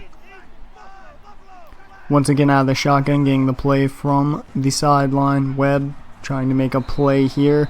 And this time it's Denzel Perrine for the sack. Just drags him down. That is his second sack on the day. I don't remember seeing his first one from what I'm being told. It was in the lost live feed. As now once again Texas Tech out of the shotgun as they have been all day.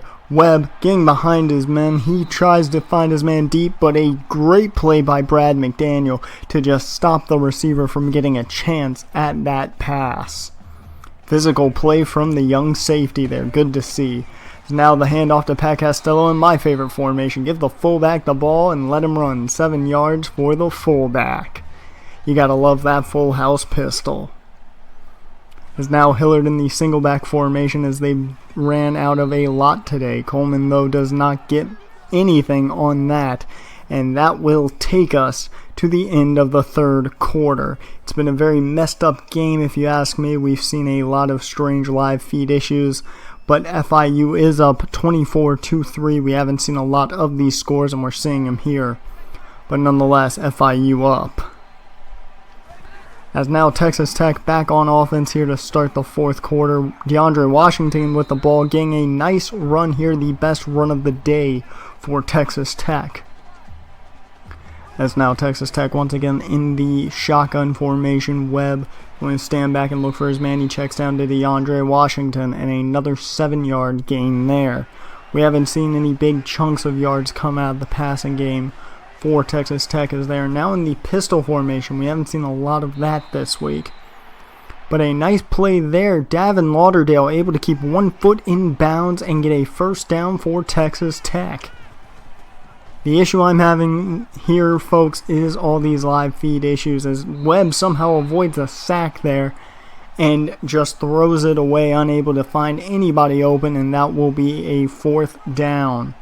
So they come out here on 4th and 5. This is a plausible make, though, for the Red Raiders, as yes, they do get it. Lauderdale with the reception and 10 yards at that. Another Texas Tech first down, as now the clock becomes even more of a rival than it already was. 4 minutes left in the game as Quentin White gets a 9-yard gain there, his first run of the day. Now Webb back in the shotgun, looking for his man. He's waiting. He finds Quentin White again. This is his first catch, I believe, of the day, and that is another first down, Texas Tech. Webb now throwing again. He finds Wheeler, and Wheeler gets a nice gain of 13 there for another first down, putting them nearly at the goal line.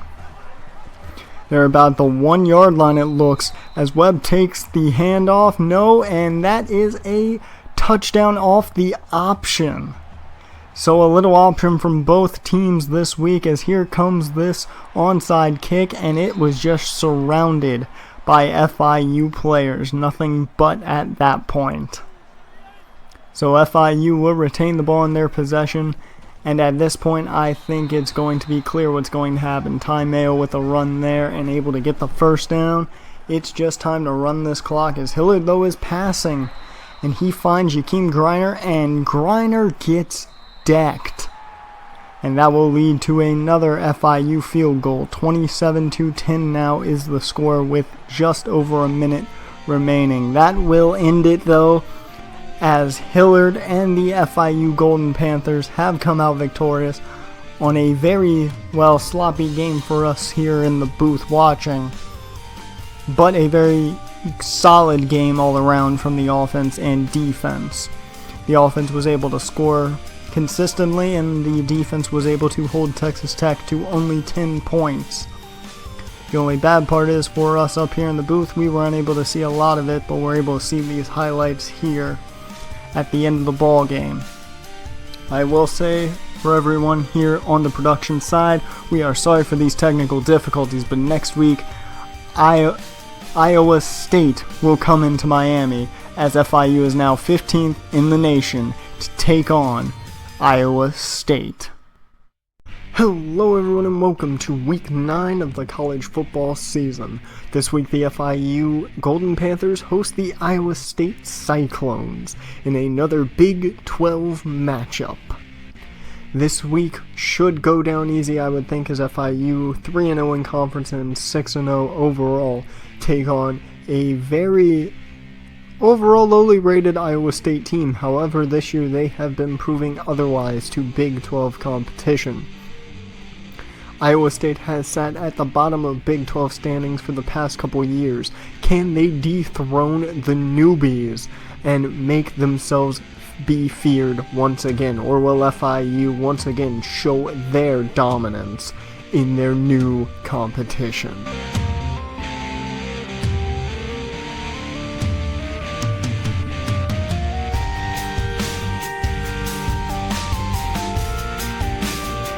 And here we go, as this game is off. Silas Spearman back to return, and he will get a couple of good blocks in front of him. He gets caught up there and only can get a 21-yard return up to about the 23-yard line. Dominique Rhymes is, of course, the man to watch this week with 6 catches for 101 yards last week. They start in the single back formation and a draw for FIU as Shane Coleman takes it up for a gain of 7. This offense will run a lot, I'm sure, today, hoping to really lower Hillard's interception ratio. As right there they throw and find Dominique Rhymes, first pass of the day and first reception of the day for Rhymes. 15 yards on that one. As now into the I formation for FIU. Hillard, will he pass against the question? They like to keep the ground game going, and it will be Shane Coleman once again as he's able to get 12 yards, just enough for another FIU first down here. Looks like they're having an easy time finding running room early on. And if that can continue, then we can expect a lot more running from them. As no, it is Jakeem Griner this time on the passing game, wide open for 42 yards and a touchdown, Golden Panthers. As FIU has now found their passing game, it looks like. Hopefully this stays as the Cyclones run the ball themselves here, with Neely getting 12 yards on that run. Sam Richardson, not known too much for having a giant arm, but he can sling as he gets hit there on this pass by one and only. I'm sorry, I suddenly got caught off there, and now Hillard once again on offense here. And what a play there by Hillard to Loader. He was able to find Loader when it looked like no one was open. I honestly expected a pick there. Let's watch this in replay. As no one is open here, and Hillard on the run just throws it up, and there is TJ Loader wide open, getting himself open for his quarterback. That is how a young wide receiver needs to play. As now back to Shane Coleman on the ground here on 2nd and 6. That's a gain of 5, and we'll set them up for an easy 3rd and 1. Well, I shouldn't say easy. I take that back. As now FIU set up in the full house, and there is my favorite play in the playbook. That fullback run. Got to give the fullback some love. As now into the shotgun for FIU on 2nd and 12 here. Hillard runs out of time and is sacked. That is the first sack today for either team. Darian Cotton there on that one. And that will move this ball back to 3rd and 23. That is a big loss for the Golden Panthers. Now once again back into the shotgun, no one in the backfield to help Hillard. He's got all his wideouts out, and he finds DeAndre Jasper. We rarely ever talk about him in the receiving game, but 27 yards, his first reception in a couple games. I'm not even sure how many it's been, but 27 yards for the wide receiver and kick returner, which will get a first down and take us to the end of the first quarter. FIU up 7-0, but Iowa State is fighting. FIU now back into the single back here to start this second quarter. Shane Coleman getting a nice 6-yard gain there. Good way to start the quarter if you ask me. Set him up with a very short 3rd down. And this ball goes to Ty Mayo, who's able to fight his way for a gain of 3 and another FIU first down. FIU once again now set up in the shotgun here. Hillard taking the snap. He's looking to the side, and that is tipped away. Could have been intercepted, nearly was by Iowa State. Not the smartest play there for Hillard. As once again I got caught off earlier, it was Denzel Perrine that got the big hit on Sam Richardson. As there we see Alex Leslie there on the short pass and a first down for Iowa State. That is their their second first down of the game, as Richardson misses his pass there, and it will be a 3rd and 10 play here. This is a big play for Iowa State, as they haven't made much happen so far. And a nice play indeed. Willie Sims keeping both feet in bounds, I will say. And that is NFL legal for another Cyclone first down. Neely finds his way open as Richardson finds him, and that is another first down for the Cyclones. Iowa State really starting to drive here with this up-tempo, no-huddle offense. Richardson somehow finds his way around, but Denzel Perrine this time gets a sack, and not just a hurry, as that one will go down in the books as him getting to the quarterback fully. He just brings him down, fighting out of two blockers, the left tackle as well as Neely, the running back. And now after taking that sack, Iowa State has to deal with a long 2nd down, and the ball comes loose from another sack on Richardson, and that is a fumble turnover recovered by FIU. God, that's a lot to say. This time the sack comes from the linebacker, Reggie Carter, outside linebacker who plays a lot like a blitzing defensive end. Reggie Carter's a big guy, and he's able to make the play there. And you know what surprises me more? He's a middle linebacker. Loader gets the reception there for 10 and makes it a short 3rd down once again for FIU. As now the handoff to Shane Coleman, who finds running room. He's trying to get to the edge, not able to get outside enough, but a gain of 11 will be plenty for FIU to get a first down. As now once again in the I formation, the run to Coleman. Coleman making one move there, trying to make the man miss, doesn't, but gets 8 yards in the process. Another nice run from Shane Coleman. Now back into the shotgun here on second and 2 as Loader takes the jet sweep. We saw a touchdown the last time they ran this, but this time he gets caught from behind for only a 13-yard gain, but that will put them deep in the red zone with a first down. Hillard now taking the snap. He finds Dominique Rhymes, but all he can get is a first down there. Can't get into the end zone. They are at the 2-yard line, which must mean, yes, this patented goal line formation. Touchdown TJ Loader. FIU adds another 7 points, well 6 at this point, onto the board.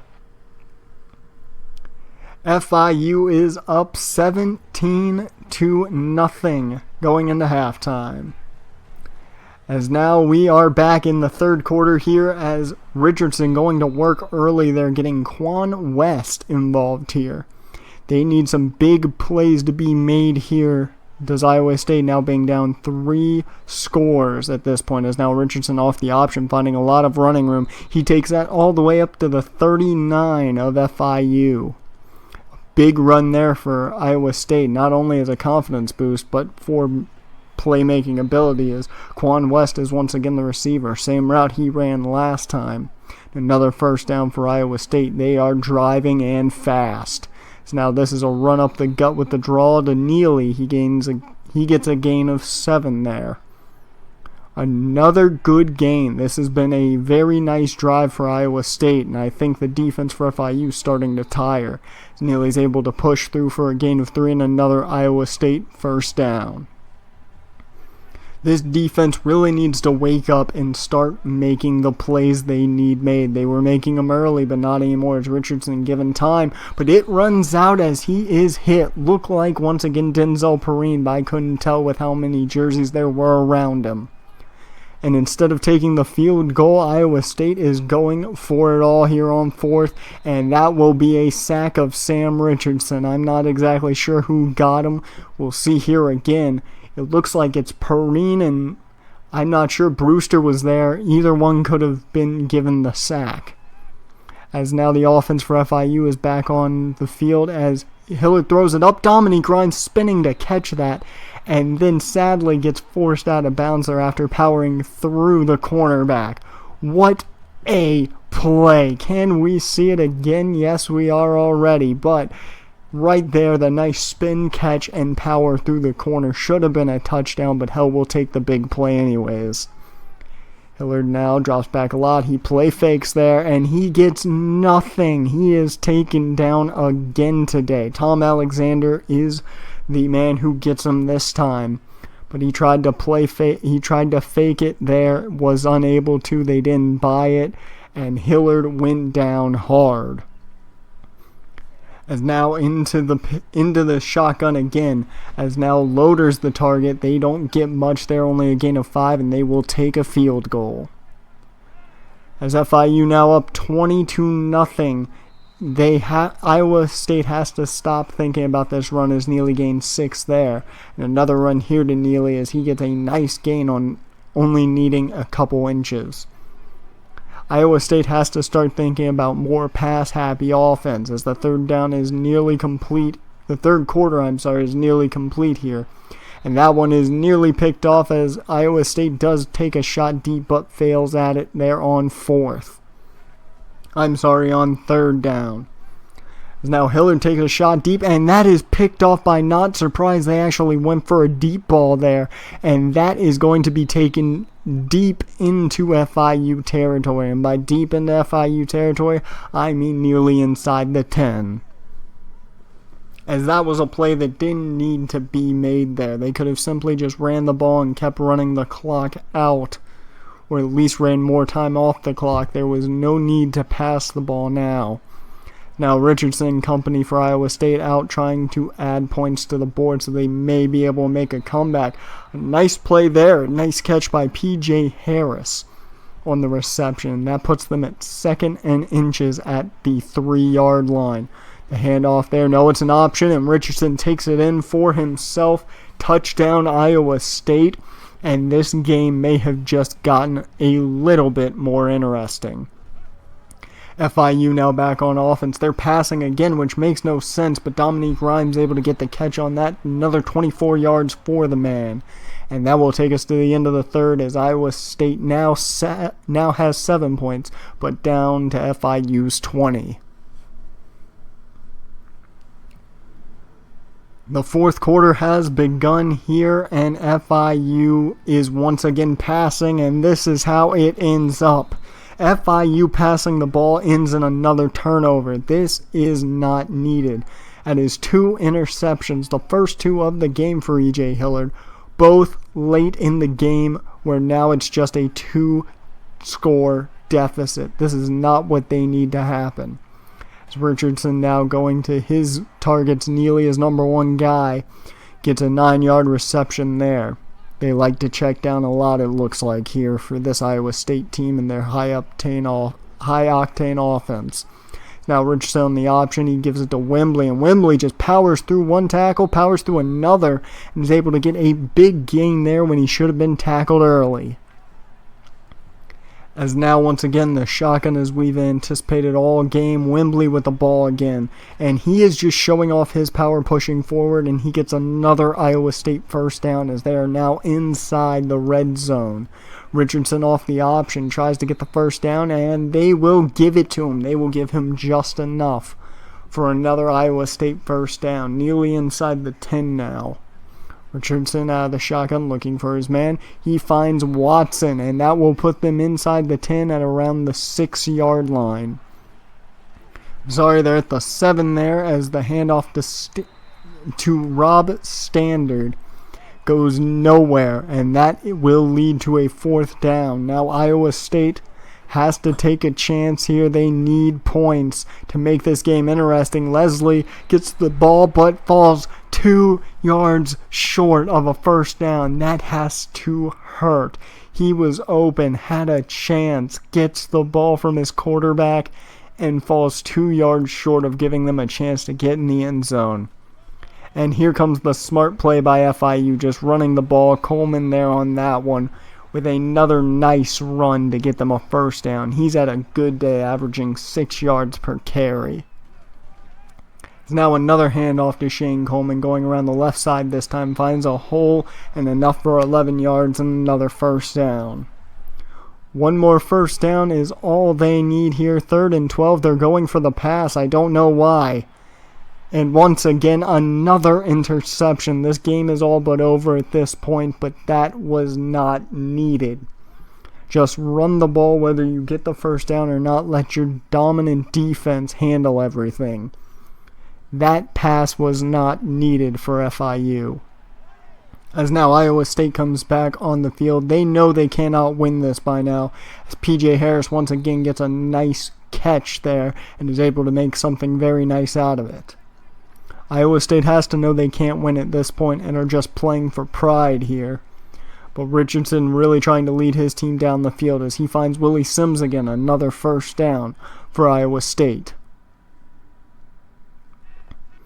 As now FIU's defense merely just playing to play, I would think, as Perrine almost gets to him, but that is an interception. FIU Cameron Melton with the pick to shut this game out. Thank God the defense comes up. Personally, I don't have any problem with late scores, but hell, I didn't want to see Iowa State get a late touchdown, as that will be the game right there. Reggie Carter is your player of the game for his sack, forced fumble, and his number of tackles today. But it was one hell of a game. Cameron Melton, though, seals it away with the pick in the end zone. And that pick never really should have needed to happen. It didn't need to happen, but nonetheless, FIU once again comes away with a Big Ten victory. This one, much more like a scrimmage game, nothing much to really talk about if you ask me. Iowa State, though, played their hearts out. You got to give it to those players. They played tough. They got 3 picks off of E.J. Hillard on stupid plays by Coach Wolf. Personally, that's just my thought. But they played their hearts out and made plays when they needed to. Now FIU will have to deal with going to Oklahoma State University, but now they're ranked number 9 in the nation. Can they take out the high-powered Cowboys? That we'll find out next week. Hello everyone and welcome to Week 10 of the college football season, as FIU has made the trip to Oklahoma City to take on the Oklahoma State Cowboys. Yes, that's a mouthful to say for me as we take a look at the Big 12 standings right now, as FIU is on top with 4 wins and no losses in conference and 7-0 overall. Kansas State, number 3 in the nation, is right behind them. And not to mention number 3 there is Oklahoma State, FIU's opponent this week. Can the Oklahoma State Cowboys prove to be too much for the FIU Golden Panthers, or will the Panthers once again show how dominant they truly can be?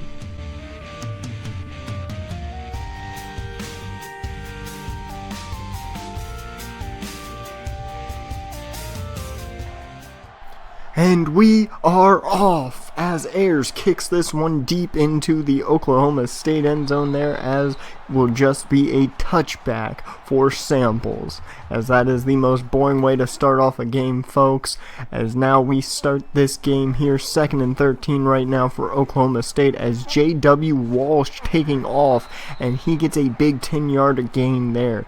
This quarterback is one interesting specimen, both speed and great arm strength. Very good balance for him, as there he hits Aitman on a first down pass of 12 yards. J.W. Walsh, in my personal opinion, is the biggest threat to FIU this week, but they do have Childs here at running back as he gets the handoff. Renee Childs on 13 yards there if they can get the running game going, which should be difficult with the way this FIU defense plays. Things might get harder than expected. As J.W. Walsh there finds Blake Jarwin with 1 foot inbounds to make it a 2nd and 4.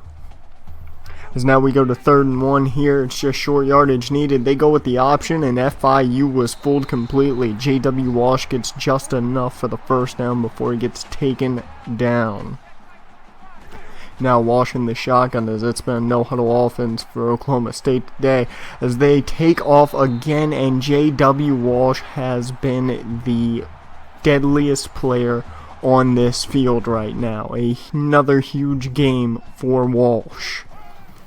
Here we go, a handoff there from Walsh to Childs as he's just moving around dancing, and he gains 10 yards on that, but they're not going to give him enough for the first down. It will be 3rd and inches at the 3-yard line. As there's the option handoff, but Walsh gets caught up in what seemed to be a tackle on Childs. I'm a little confused really what happened. It looked like Coleman kind of was trying to attack Walsh and got caught up in the other tackle, but nonetheless Walsh went down and the offense for FIU is out. And the first pass of the day for Hillard is complete to Dominique Rhymes, his most trustworthy target, but only 1 touchdown on the season for the number 1 receiver. As Hillard now goes to Shane Coleman there on 3rd and 6, trying to fool them with the draw. That does nothing, as they actually lose a yard, and Oklahoma State is back out on the field. As now Aitman once again is the target. He powers through 1 tackle. Marcel Aitman with 21 yards on that pass. It just started as a basic out route there, a very short out route, and turns into just a bulldoze right there over Daniels. You have got to be kidding me. That is not a small man to bulldoze over at all. Brad McDaniels just got taken out, as J.W. Walsh now once again going back to running the ball. 12 yards on that carry. He's got to have a good amount of yards. Just 38 yards on 5 carries so far. It's as if we're taking on a running back at quarterback here, as he finds their running back, Renee Childs, with a 19-yard reception there. J.W. Walsh being the most impressive thing here in the first quarter, as it ends Oklahoma State 3, FIU nothing. Very competitive to start this game off. As now we are back here with the start of the second quarter, and it is more of the same. Walsh on the option here. He gets caught up though quick. No gain there. Brad McDaniel able to make the stop. They've got to do more of that if they want to keep Walsh in check today. 3rd and 4 now here as the handoff goes to Renee Childs. He's trying to find a hole, and he gets stopped just short of not only a first down but the end zone. But Oklahoma State will not have that. They are going for it. Walsh, a short pass there to Jarwin, and that is in the end zone for the first touchdown of the day. Oklahoma State now up 10-0 as FIU's offense goes back on the field. And once again, Dominique Rhymes is the main target for E.J. Hillard there, a 12-yard reception. Hillard in the shotgun here. He goes back looking for his man, and that one is picked off by Robertson. Looked like Hillard was going for Fred Porter, and it just got stepped in front of by Derek Robertson. That is the first pick of the day. He was right there next to Porter and was able just to jump the route easily for the interception. Just a basic mistake by E.J. Hillard, as now Oklahoma State's offense is back on the field. Walsh trying to run around. He can't find anything as he's sacked and fumbled. And it is picked up by Oklahoma State. So not a huge difference there, but a little bit, as Perrine was there to get the sack and the forced fumble. But it does not change hands, which is the sad portion of this. And Oklahoma State now facing a 3rd and 10 here. This is the longest third down they've had so far all day, as the screen goes to Renee Childs and he gets nothing on that. That will mean Oklahoma State field goal. No, they are coming out and trying their hardest here.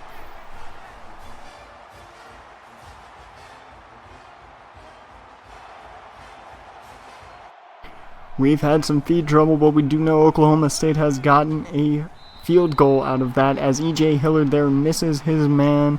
Looked like Dominique Rhymes was his target there, as it will go back to Oklahoma State and their offense, as J.W. Walsh out of shotgun looks for his man deep. He finds his man in Hajuan Silas. I'm not exactly sure if I pronounced that right. I'm sorry, but that is one strange name, as Walsh goes down this time. That is the 2nd sack of the day on J.W. Walsh. This one from Akeem Barton. As now Oklahoma State set back up in the shotgun. Walsh off the... What a throw. I don't even know what he was doing. Looked like he wanted to run and just saw a man through it. And it will not be enough for a first down, but one hell of a throw by the young quarterback.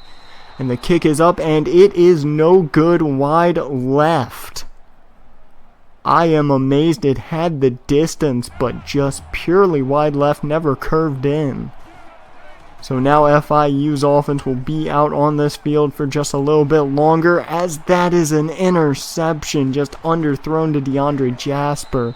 Stearns with the interception there, 2nd one of the day for E.J. Hillard.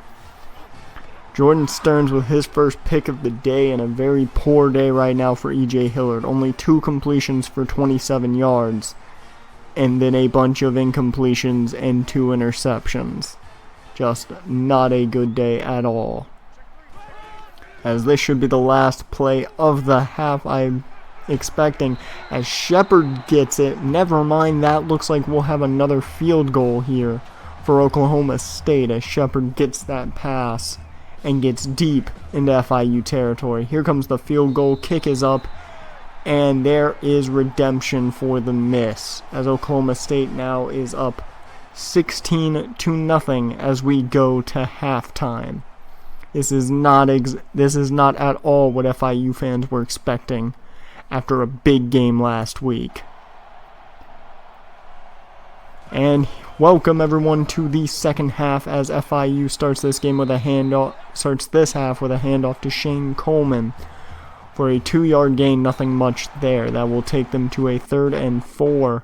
As I'm not exactly sure what happened there. I take it was another interception from the look of the excitement on the defense.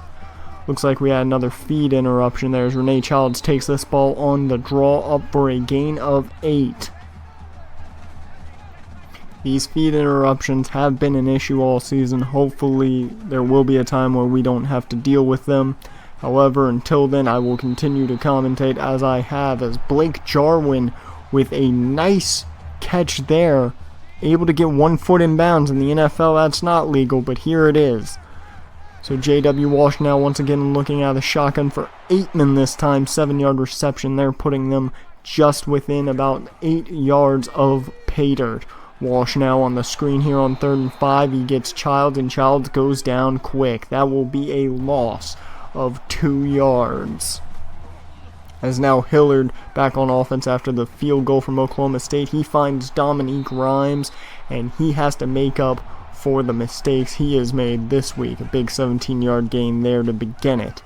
As now Hillard looking for his man. He's got time. He takes off and runs. We know he's got running potential, as well as J.W. Walsh. So this is going to be a big match of quarterbacks, as Porter there gets 1 foot in bounds, and that's 18 yards for Fred Porter, his first reception of the day.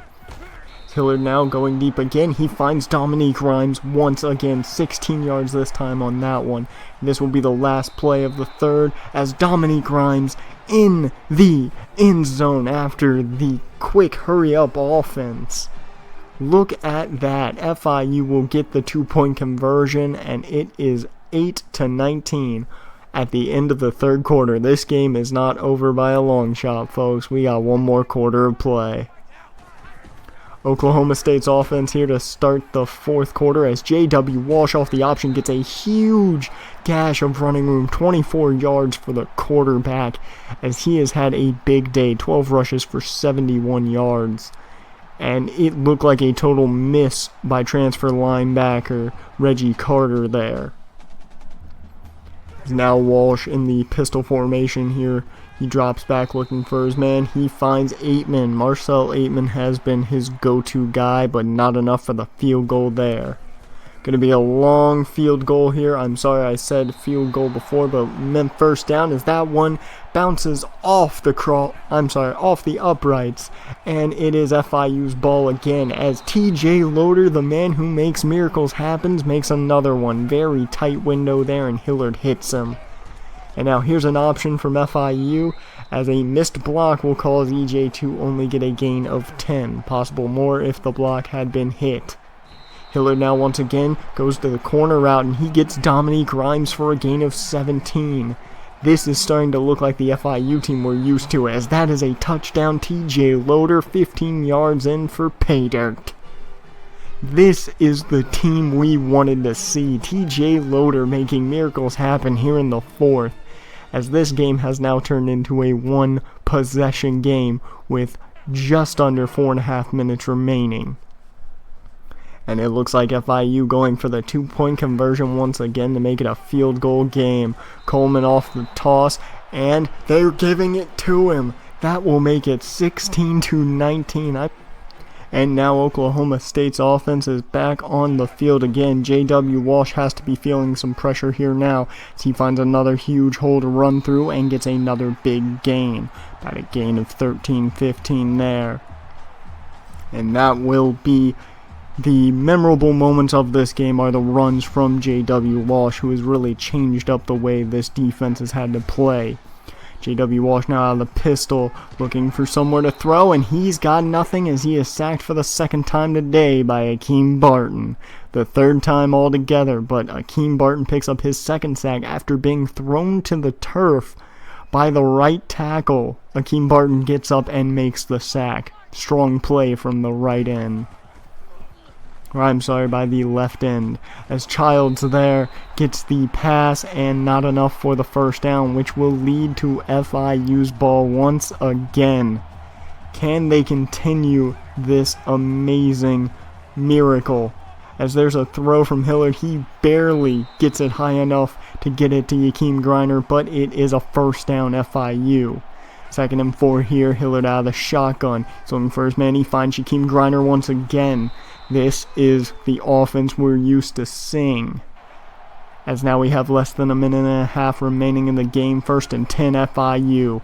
Out of the single back formation, Fred Porter gets his second reception of the day. This one for a gain of 12. I'm not exactly sure what's causing this right now, but a little bit of feet activity. And I've just been informed that this game has come to an end and that Oklahoma State has won the game. I'm not exactly sure what happened. All I know is we saw a lot of inactivity there by the feed. I'm not sure if we'll see exactly what caused the end of the game, but FIU loses 16-19 as we lose our live feed and are somehow lost for words here, as it looked like FIU was driving at the time this game was ending. Personally, I want to know exactly what caused this. As we see these highlights here, maybe we will see what caused this into the game, but these live feed issues have just really proven the worst part of things right here, ending a game without seeing the true finish, as FIU takes their first loss of the season. That's tough to take if you ask me, as now FIU will have to go to West Virginia University to take on the Mountaineers next week and come back from this devastating loss. And hopefully we get better on the live feed end of things. We will see you next week. Hello everyone and welcome to week 11 of the college football season in the snowy mountains of West Virginia, as FIU has come to Mountaineer country to face the West Virginia Mountaineers. And this is strange to see as we take a look at the Big 12 standings, as FIU has dropped to number 3 in the standings, with Oklahoma State and Oklahoma reigning up top, undefeated in conference. As we saw last week, Oklahoma State shockingly defeated FIU, who was driving at the end following a live feed issue. But can West Virginia continue the upset FIU Golden Panthers, or will FIU avenge their loss and be hungry for another W?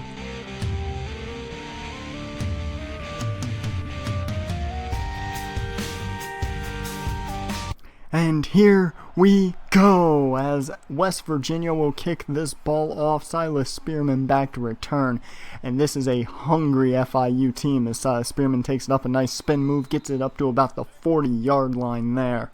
Great starting return as we look at Dominique Grimes, who had a big day last week. However, FIU coming up just short of a victory. Now the offense starting off here in the I formation. Hillard on the run here early. He finds Dominique Grimes early here for a 28-yard reception, and Grimes is having a great season so far. Could be a 1,000-yard year, who knows? As the handoff to Shane Coleman there starts us on the running game with a 9-yard rush for another FIU first down. Hillard now out of the single back. He drops back, and he throws that one to Napoleon and picked off. A terrible way to end a very nice first drive. Brandon Napoleon with the interception of E.J. Hillard. He has been having pick issues this year. I'm not exactly sure what's been causing it, but we've seen a lot of interceptions from the young quarterback. And now Lilly here, the quarterback, gets the screen off to Smallwood there. Wendell Smallwood with an 8-yard screen there, as we will see a no-huddle offense here from West Virginia, which could take its toll on the FIU defense. But hell, what a hit from, who was that? Denzel Perrine laying out Wendell Smallwood. What a hit. And Shane Coleman now back on the offensive side of the ball here for FIU, gets a nice 8-yard run to start off this drive. 3rd and 2 now, as the play action fake was a great call. Dominique Grimes wide open, breaks one tackle and gets a gain of 11. You know this FIU team wants to avenge that terrible loss. They got so close to winning, as freshman Ty Mayo shows off a little bit of power there on that run with a nice 5-yard gain. They got so close to winning and just fell short, as Hillard here on the option finds running room there to the outside. He breaks a tackle and he's in for the touchdown. What the hell? Who knew that EJ had the strength to break a tackle like that? First time on the board here for FIU today, and they are up 7-0 early from Hillard. As now Wendell Smallwood once again on the run, 8 yards here.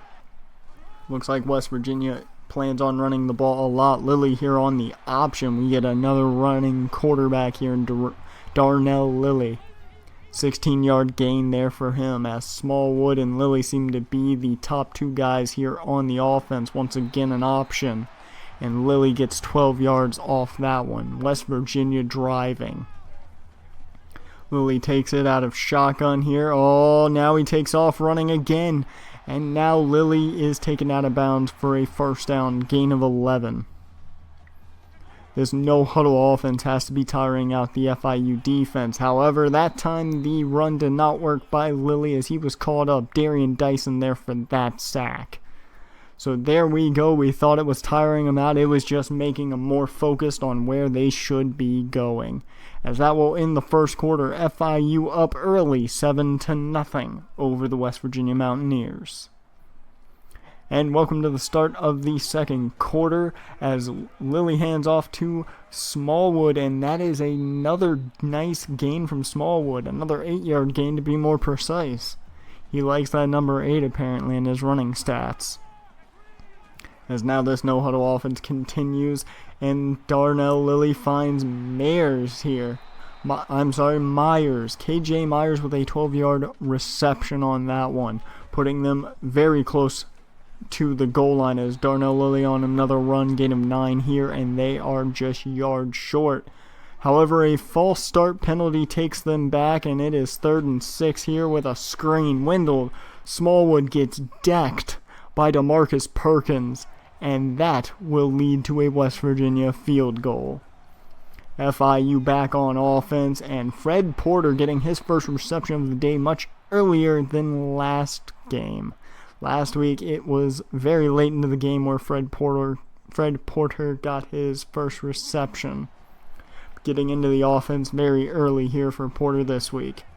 Hiller now with a play fake. He's looking to his man, Yakeem Griner. That is his go-to guy on those play actions, and he takes it all the way down to around the 9 of West Virginia.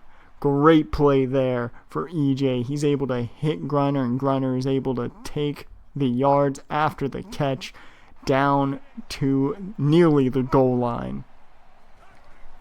As Hiller now once again looking for a man to hit, he hits Fred Porter. That was a risky pass there. It was a little behind him, but Porter made the catch, and that is another touchdown.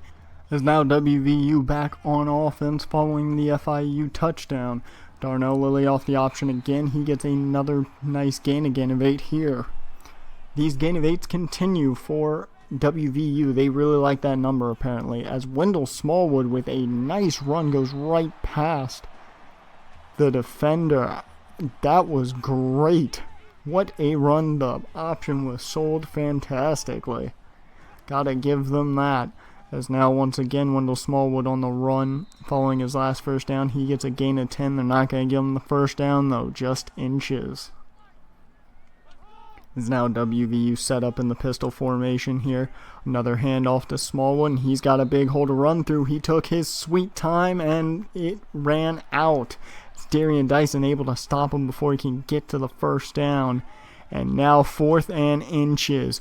Wendell Smallwood being pushed around, and they're going to give it to him. That's surprising. I didn't think he made it there. Maybe a little bit of favoritism for the home team, if you ask me. Darnell Lilly here finds KJ Myers, and that is a surefire first down. I will not argue with that one bit. As now once again out of the shotgun, Darnell Lilly setting up a screen. They've done this a couple times today, and Smallwood once again doesn't get the first down, but gets a nice gain of 7 off of it. Out of shotgun with nobody to help him. Myers is the target again. Lilly finding Myers for, I believe, the 3rd time today. 8-yard reception on that one and another first down. Lilly has a chance at the end zone, but is picked off by DeMarcus Perkins, and he had a chance to take it back, just not fast enough. Nice job, Perkins. Let's see that one again. Lilly going for the look like a slant pattern across the middle, either that or a drag, and DeMarcus Perkins able to just step right in front of it and get the pick.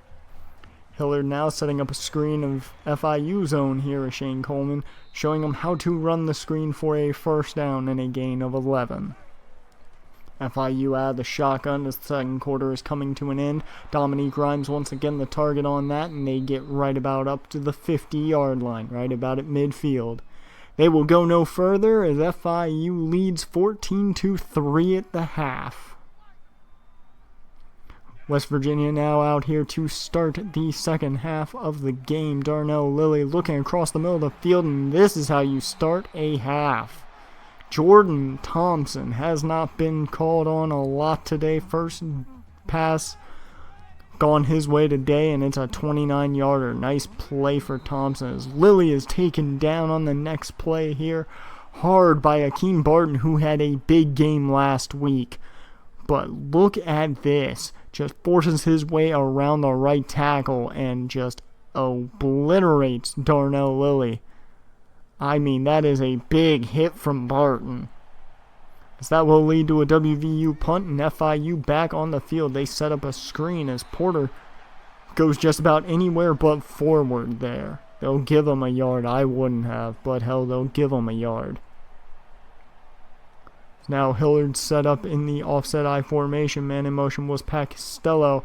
The play action, of course, goes to Yakeem Griner, and that is another big FIU first down. I think this has just become muscle memory for both of these men, knowing the play action will go towards Griner's way. At least that's what it seems like as Shane Coleman gets the handoff here on 2nd and 10. A nice gain of 7, looking a lot like West Virginia right there on that gain. And another handoff to Shane Coleman as a hole opens up, but he falls just short of the first down. Only a gain of 3, but they're not giving it to him. But FIU's out here on 4th down, and they give it to Big Pat Costello, and that is a first down. You all know how much I love Pat Costello, and he needs the ball more.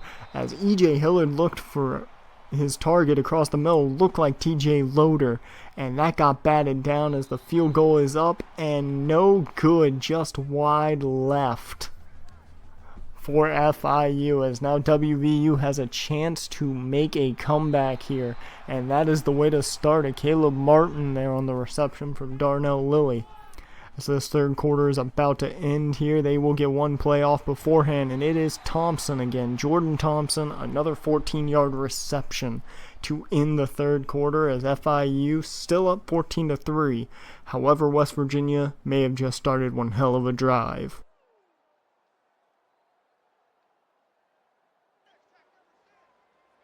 Welcome to the final quarter of play, the fourth quarter, and Darnell Lilly in West Virginia are driving as he finds Myers there for a gain of 7. These short passes have worked, and they've worked very well in their favor. As now Lilly taking off here, and he gets more than enough for the first down, and that will eclipse the 100 rushing yard mark for WVU today. Darnell Lilly now out of the shotgun looking in, and that is transfer linebacker Reggie Carter with the interception, and he's got the speed. No one's going to get to him. Lilly behind him, but ain't going to catch him. Reggie Carter, pick 6. The transfer middle linebacker making a name for himself this season has been playing well there, getting a lot of tackles, and that right there may have just sealed a great season for him. What a pick 6. You don't often see middle linebackers with speed like that, but hell, you gotta love middle linebackers with that speed. Hands of a cornerback, speed of, well, a decent running back. Now FIU set up for the 2-point conversion. This would make it even worse for WVU, and Ty Mayo is in. So that will make the score 22-3. A big 3-possession game at this point. This is not where you want to be if you're WVU. Lilly running around and gets taken down. This time it is not Akeem Barton. It is Ronald Brewster. We don't say his name often. He is that big bruiser right in the middle of that line with Livingston or Longbottom. I'm sorry, there are a lot of guys, very similar names have been on this team. But Brewster with a big sack there for the young defensive tackle is now Lilly trying to find more room. And wait a minute. Was that? Yes, it was Ronald Brewster. Sack back to back on Darnell Lilly. What a play by the young D tackle. As now Lilly gets time to make a play, and he makes one hell of a play. Shelton Gibson with his first big showing of the day. A big play there by Lilly to Gibson, as this may be just what WVU needed to get some momentum going. As now Lilly taking off on the run again. This has worked for him, but he fumbles it. Reggie Carter with the pickup there, and that is a forced fumble recovered by FIU. And let's see this. We're seeing it from the point of view of DeMarcus Perkins, who forced it. And he just came in and went straight for it like a rocket towards the ball. And Reggie Carter was right there to snatch it. As this may just be the end of the game, I can see a lot of running coming here. And yes, it started. Shane Coleman to the right side. And that is a first down for FIU. I think right here, folks, we're just going to see a lot of just running the clock. Ty Mayo getting more snaps here. Another nice run there by Ty Mayo. 13 yards this time. The young running back who they see taking over following Shane Coleman's graduation this year. Another handoff to the young freshman running back, and this one is a big one. 20 yards for Ty Mayo. That is what you want to see in your future at the running back position. Shane Coleman back in the game, and he gets the ball and is into pay dirt for 5 yards. 5-yard touchdown by Shane Coleman to just add insult to the already painful injury for WVU. The score will now be 29-3, pending the extra point. Now WVU back on offense here. Darnell Lilly trying to get something going. He gets caught up on his own lineman, and that is a sack. This one by Cody Hortzman. And if you haven't noticed, the second stringers are in the ball game now. A little bit of time for these second string players as the option to Thompson there looks pretty good as that goes for a gain of 14.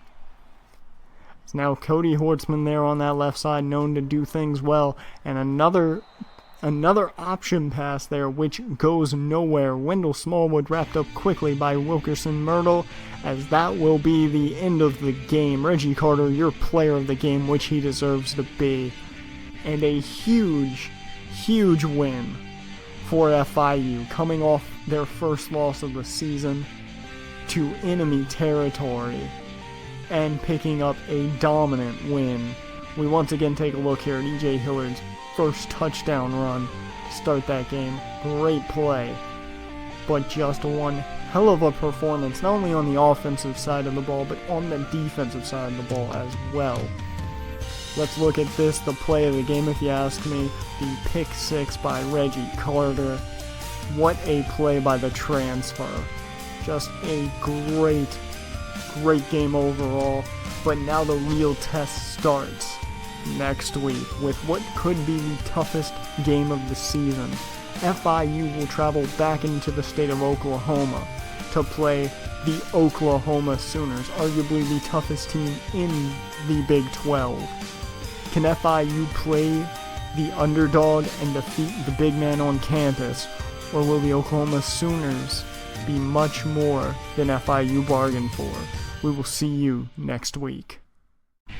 Hello everyone and welcome to week 12 of the college football season. FIU coming into Oklahoma this week, arguably the toughest game of FIU's season. As you can see, FIU and Oklahoma stack up very similarly in the passing game. However, Oklahoma runs the ball a lot. Positive, though, for FIU is they are a sack machine. They come in today ranked number 11 in the nation, as Oklahoma comes in ranked 18th. Can the Boomer Sooners show how dominant they truly are in the Big 12 division, or will the Golden State Panthers show that them as newcomers doesn't mean a thing?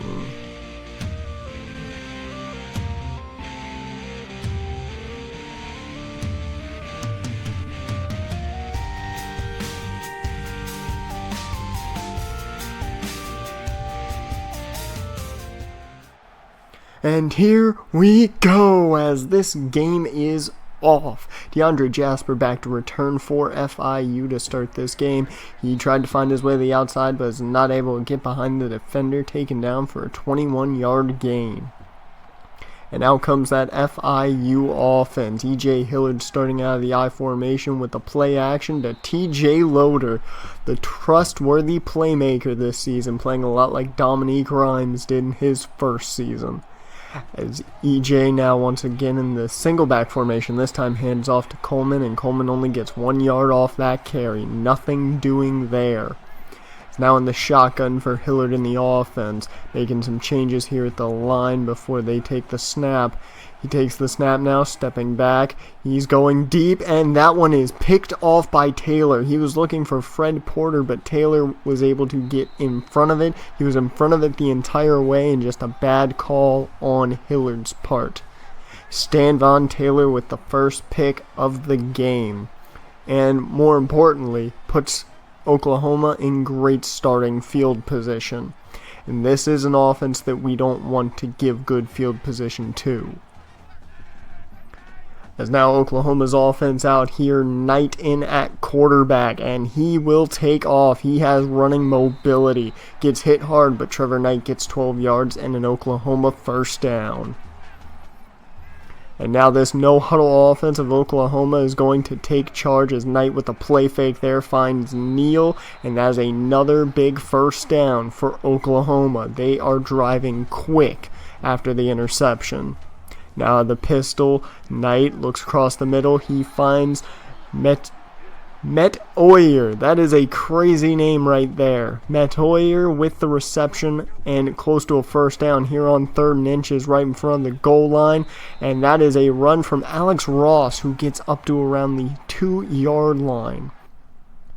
And that will mean that Knight and his offense have to try and push it in. An option here by Knight, and he goes in untouched until he's taken down there, which should have been called for a late hit, but hell, we'll take that it wasn't. So the first touchdown goes to Oklahoma as FIU is back on offense. E.J. Hillard once again, a nice spot to throw it there, and Porter just couldn't hang on to it. As now Hillard once again out of the shotgun, he's looking for Dominique Rhymes. He finds him wide open. Does Rhymes have the speed? Looks like he does. An angle coming in from the side to the 5. Touchdown Dominique Rhymes. 90 yards for the young wide receiver who just 2 seasons ago was solely making big plays. Now he does it for a living as E.J. Hillard now breaks his own record of the longest pass in NCAA history. 90 yards to pay dirt for Hillard and Rhymes, tying this game up at hopefully 7 apiece. And now Oklahoma's offense back on the field after that big play from Hillard to Rhymes, as Trevor Knight now making plays with his feet as he was able to run and then spin out enough for a first down. Now back to the pistol here for this no-huddle offense, checking his plays. Knight now taking the snap. He finds a wide open Neal down the sideline. What a play. Takes a 51-yard pass from Duran Neal down to the 12-yard line of FIU. This is the worst situation right now for FIU. You give up a big play like that and put Oklahoma, the high-powered offense, as Alex Ross runs up for a gain of 8. Nearly could have powered his way in, I was thinking. You put them in a perfect spot to take a lead quickly. As Knight hands off, no, it's a pistol. It's an option formation that goes into the end zone for Trevor Knight. A 4-yard gain into another touchdown. So now it's 14-7 here. FIU back on offense. Hillard finds his wide open man. Yakeem Griner, the trustworthy tight end. Ever since EJ's taken over, Griner has been a key part of this offense ever since last year. Big play by Griner as that will take us to the end of the first quarter. FIU down 7. As now EJ trying to keep this offense moving after that big play. He finds Dominique Rhymes again, who's already made one big play. Going to try and get some more. Already over 100 yards for him today on 2 catches. Now the handoff to Shane Coleman here out of the shotgun, and that is a gain of 8. A nice run by Coleman there, but the run game has not done much today. Now into the pistol formation, it looks like. Yes, and that is an option that just gets blown up in the backfield. Hillard had nowhere to go. Oklahoma was all over that. That sets them up for a field goal. FIU puts it up, and it's good. That makes it a 4-point game now, 10-14. FIU still down, but hell, they make strong drives. Have made strong drives this game so far. So Oklahoma back on offense. This time it's Shepard who gets the ball in his hands on the screen, and a nice 21-yard reception for Sterling Shepard. Nice run after the catch. Knight now in the single back formation for Oklahoma. Alex Ross in the backfield. Knight drops back. He finds Neal wide open. Duran Neal with another big catch. 18 yards this time. He's already had a big 51-yarder earlier. So now this no-huddle offense takes more effect. A draw handoff here to Alex Ross, who gets a nice gain of about 4. That will move them a bit, not much though. Now as a change here happens, Knight making a change here. He takes the snap, finds Metoyer. I'm going to have a lot of trouble with that name today. Trey Metoyer with another reception on the day. Hopefully he doesn't get that many more catches so I don't have to say his name. Now Knight making a move there, man in motion. And now he takes the snap out of the shotgun. Knight now trying to run away, and he is bottled up. That is the first sack of the day. And Ross Livingston will get the credit for the sack. Just looked like 3 guys getting there right at the exact same time. Can we give credit to Livingston, Dyson, and Barton? That would be great. As now Knight takes the snap from under center here, he finds Trey Metoyer again. I think I got it exactly right there. As now right back into the shotgun for Oklahoma, and Knight, he's making one more change, or at least looking to the sideline to get the play call. And it's another option. He pitches it off to Ford, and Ford is down. Keith Ford down for a loss of 3. As Oklahoma takes their field goal, and it is 17-10. With a minute remaining, the shotgun snap there for Hillard, and he finds Fred Porter for the first time today connecting. He's looked his way twice already, but he's dropped one, and the first pass of the game was intercepted. That one is caught for a nice gain. As now Hillard, once again the shotgun, looks deep, and that one was thrown right to Hayes, the defensive back. I'm not exactly sure who Hillard was looking for, just a poor pass thrown to Quentin Hayes. Let's see this again. Yeah, it looks like he overthrows the man coming across there underneath, and he misses Jakeem Griner, and I believe that was Fred Porter, by a mile. As now Oklahoma gets another pick and another good setup here with less than a minute remaining. Another catch for Metoyer there. As Knight is getting things rolling here in the passing game. Now in the full house formation. Knight with the play action. He checks it down to Perkins, and that is a gain of exactly nothing. So on 4th and 3 now, Oklahoma is going for it. Trevor Knight drops back, and he checks it down to Shepard, and Shepard goes nowhere but out of bounds for a turnover. With 35 seconds left, can FIU do anything here? They come out in the shotgun. Hillard takes the snap. He goes deep looking for Rhymes, but no, that is another interception. This one by Moore, as Moore gets deep into FIU territory. That is close to field goal range. LJ Moore with the interception, 3rd of the day for Hillard. It just has not been a good game, well, pick-wise here, for EJ Hillard. That is his 3rd of the first half. However, they have been able to be competitive. As now Oklahoma here with 22 seconds left, getting a chance to put more points on the board. Another throw there to Duran Neal for a 4-yard gain, as Knight has been looking his way a lot. Knight now drops back again. He finds Alex Ross that time for only a gain of 1, and that will lead most likely to an Oklahoma field goal. And no, they're coming out here on 4th down. Trevor Knight dropping back, looking deep, and that one's nearly picked and then nearly caught, as that is a turnover and will take us to the end of the half. FIU down 7, 10-17. As Oklahoma is on top, almost putting up another touchdown before the end. Can FIU come back?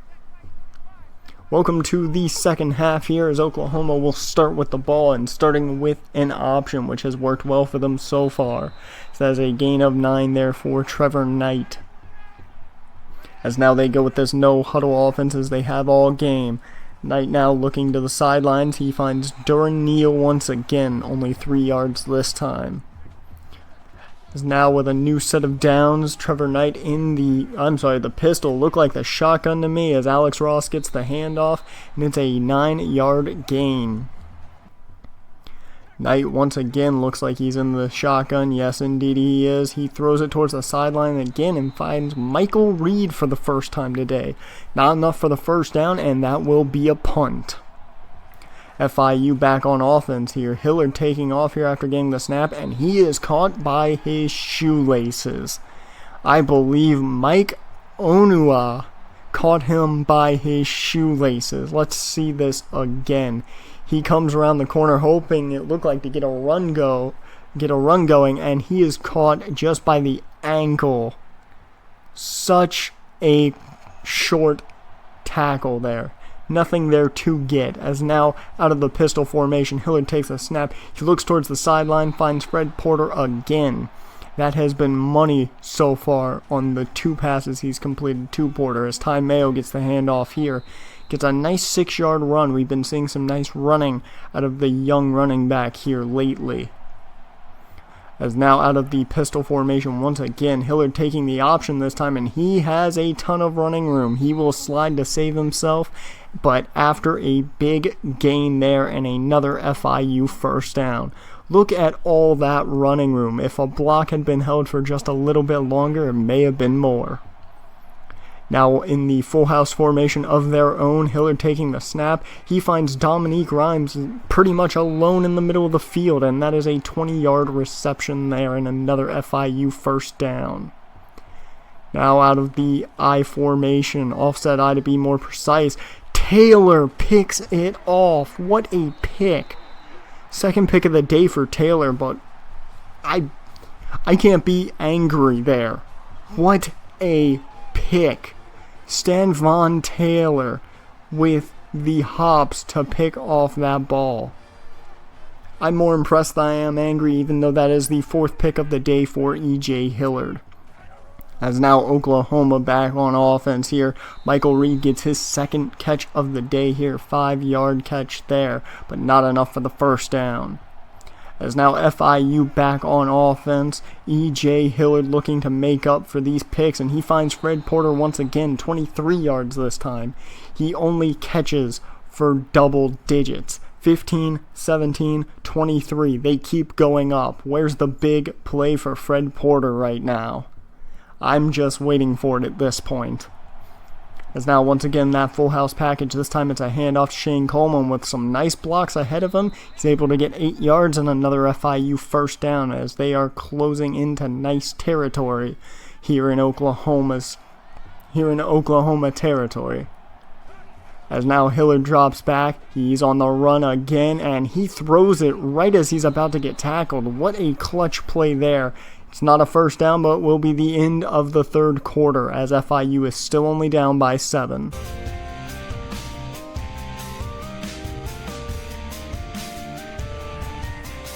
Now it is the 4th quarter of play here, folks, as the handoff to Shane Coleman gets them a first down and a big gain of 11. Go Coleman. Nice run by the young running back.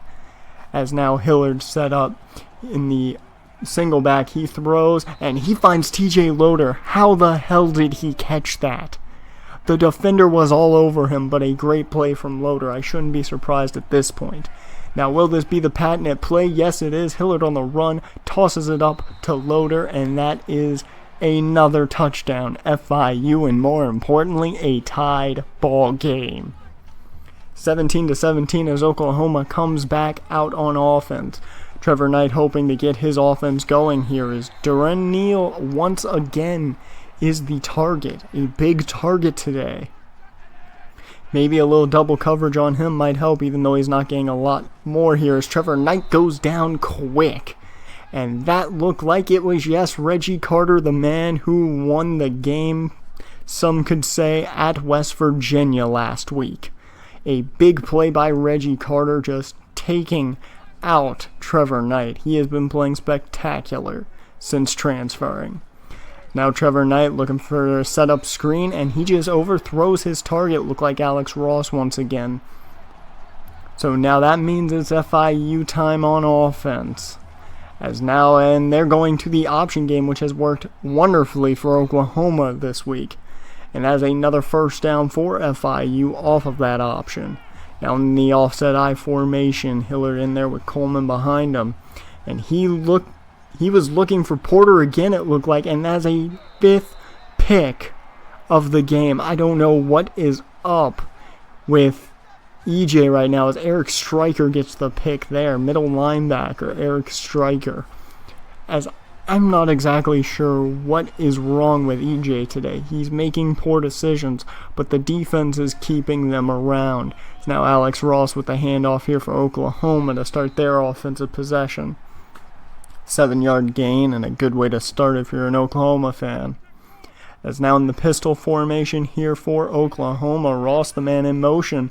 So Knight with the ball in his hand, he looks to Alex Ross, but he loses his momentum and goes back for a gain of 2 and not enough for a first down as Oklahoma is going for it here on 4th and 1. And Trey Metoyer is the target. And that is a first down Oklahoma as a gain of 6 will be more than enough.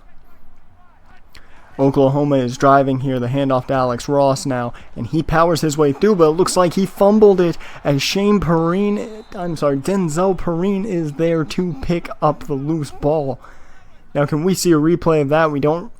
We can't really see what happened on the fumble there, but I will say it was overturned, and sadly, no ball for FIU as Oklahoma gets the first down there off the option.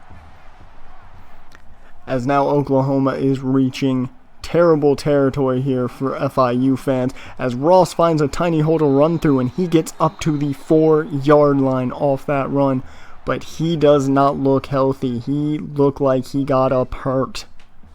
As less than 2 minutes to go, not sure if that's Ross or not, but an option once again, and Trevor Knight is in for the 3rd time tonight. The 3rd option play close to the end zone gets them their 3rd touchdown from the option.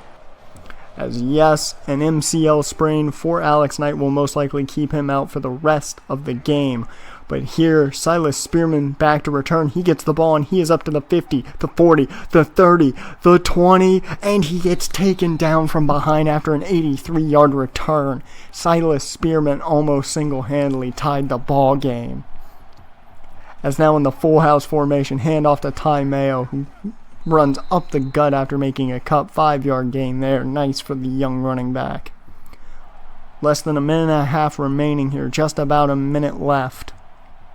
As FIU needs to get into pay dirt. Coleman here on the handoff. He gets a gain of 9. They're being able to kill clock as well as move the ball closer. And with just 10 seconds left, this could be the game as Hillard on the run.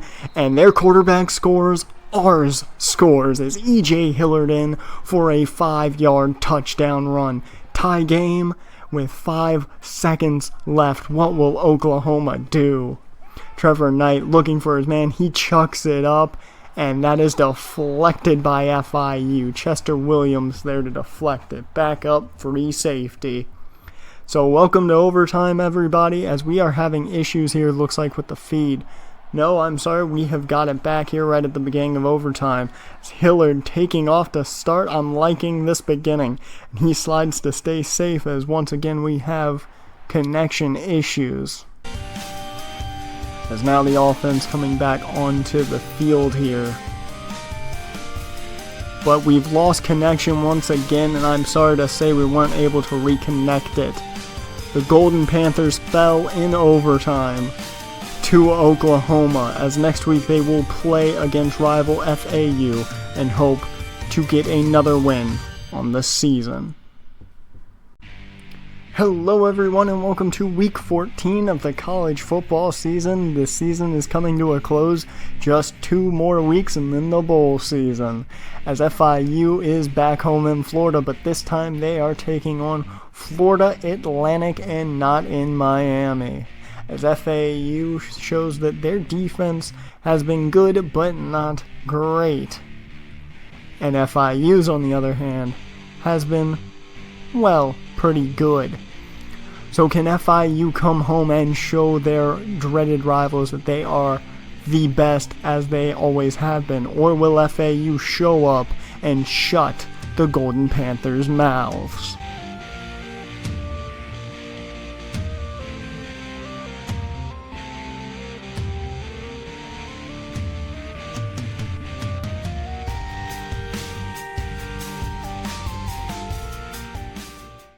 And here we go, as this game is off. DeAndre Jasper back to return this ball as always. It looks like Silas Spearman got a little confused there, thinking the ball was going to drop, but DeAndre Jasper gets it up 23 yards, putting them at around the 22-yard line.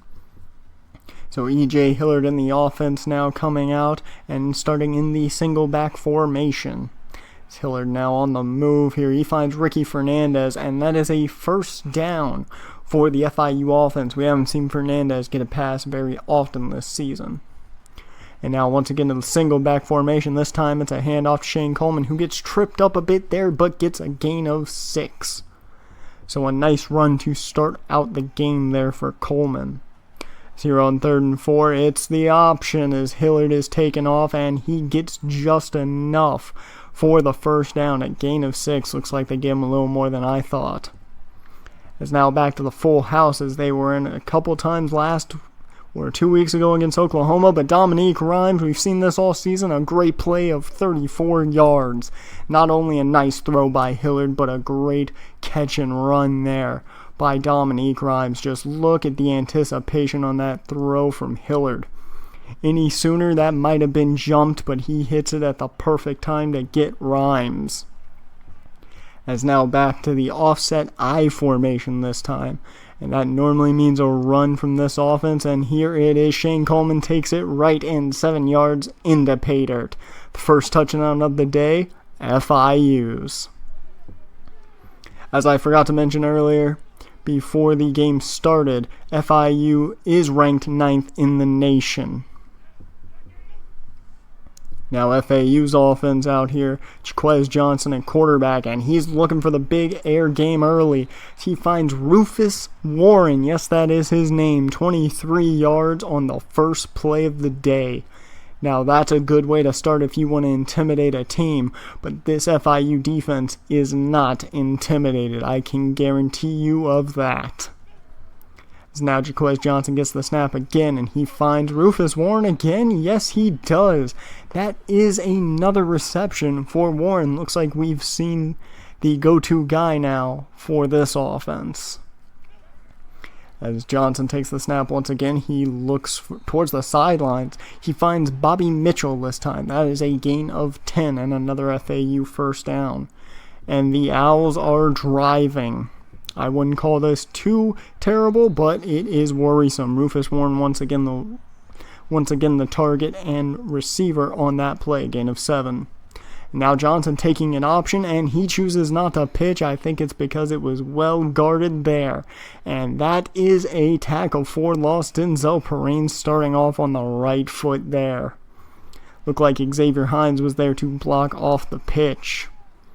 As Shane Coleman now gets the handoff for FIU back on offense following an FAU field goal. A 20-yard run to start off this drive for Coleman. That is how you started. It's the play action, perfect time if you ask me for it. And Dominique Rhymes once again, his second big play of the day, 27 yards this time. Not as big as 34, but hell, it's close. Just a nice play action there by the offense. And Dominique Rhymes just does what he does best, and that's get separation from the defender. Hillard now in the single back formation. He drops back and he finds Jakeem Griner wide open down the middle of the field. That is a 20-yard gain into pay dirt for the first passing touchdown of the game. It's been a while since we've seen Hillard throw in a passing touchdown that open.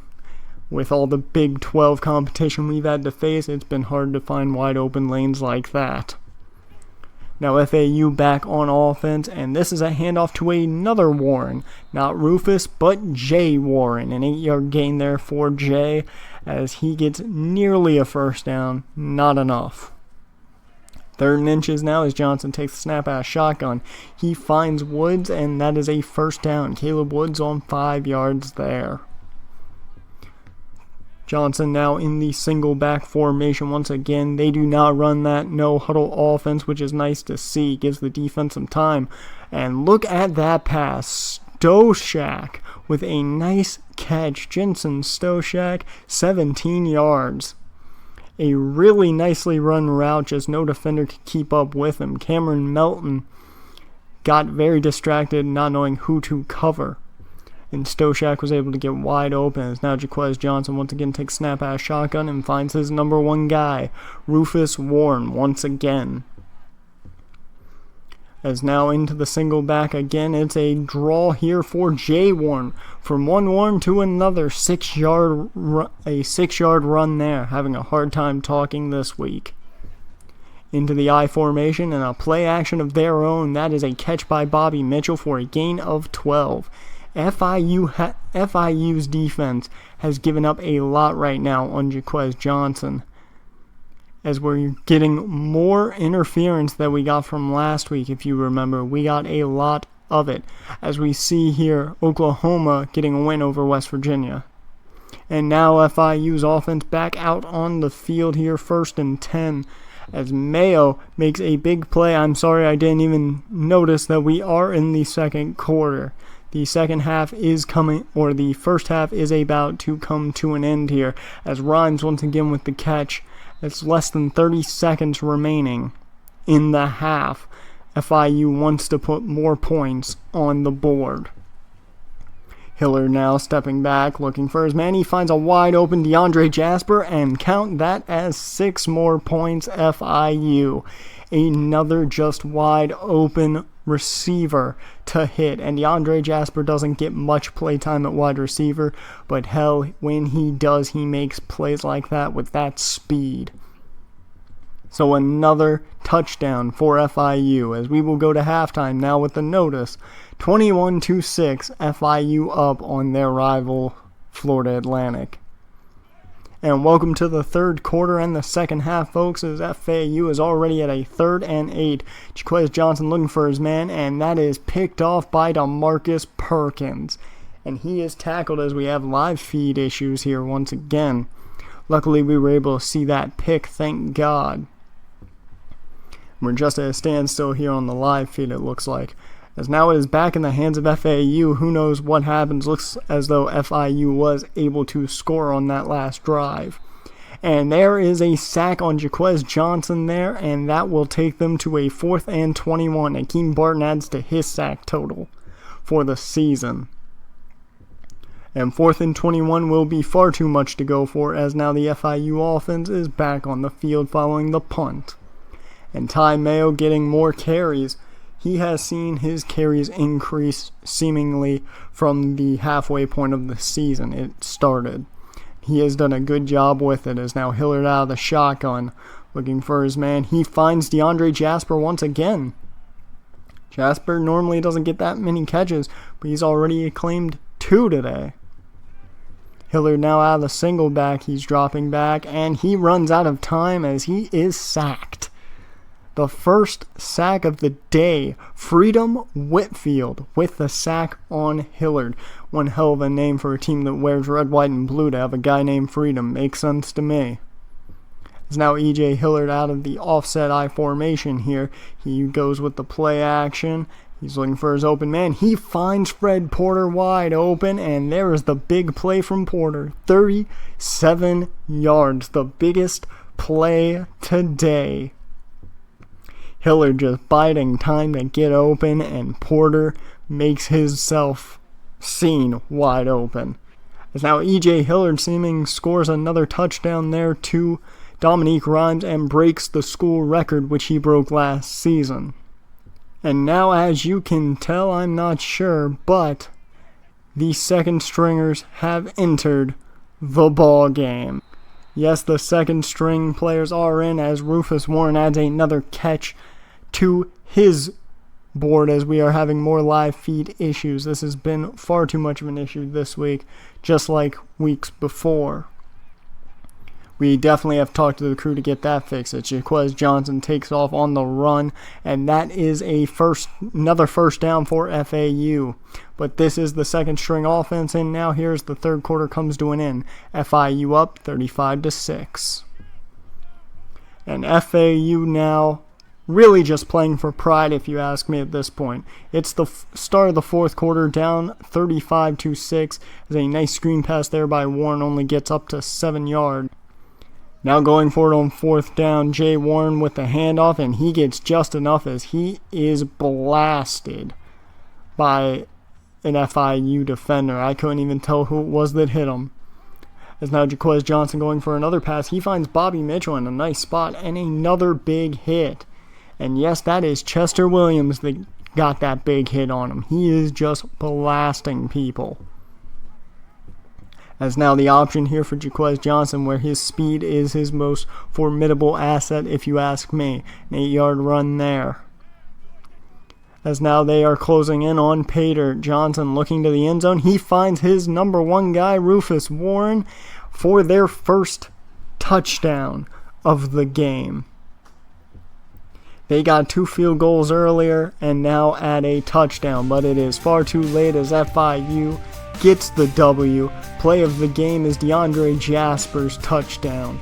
The big streak down the middle of the field and just pass and catch, if you ask me. But with all the live feed errors, it was almost obvious what was going to happen, even just by the fourth, even by halftime, if you ask me. FIU did what they came in to do, show that they were better than their rivals, and they did just that. With a 35-12 victory. E.J. Hillard and company are able to now go into the final game of the season with a huge chunk of momentum. The only downside to things right now, if you ask me, is the fact that they have 2 losses on their record. But hey, you lost to Oklahoma State and Oklahoma. Those are not 2 bad teams to lose to, if you ask me. However, now they have to look on to their opponent for next week. As once again we see highlights of the big plays. There were far too many of them this week anyways. Hillard runs in there for a touchdown of his own. Now I believe these are some plays we didn't get to see, like that touchdown there to Dominique Grimes, which broke EJ's record that he already set. But next week FIU will host their final opponent for the regular season, the University of Texas Longhorns. Been a staple of the Big 12 and dominant powerhouse, have not been looking good this year. But can the number 6 team in the nation dominate at home? We will see next week. Hello everyone and welcome to week 15 of the college football season and the final game of the regular season. The FIU Golden Panthers today will host one of the biggest name universities in the Pac-12 in the Texas Longhorns. It is going to be one hell of a game this week, as the team that is known for being pretty dominant in the Pac-12, the University of Texas Longhorns, will have a tough task in the Big 12 newcomers of FIU. Can the Golden Panthers shock everyone and take down the dominance of the Longhorns, or will the Longhorns just put the Panthers in their place?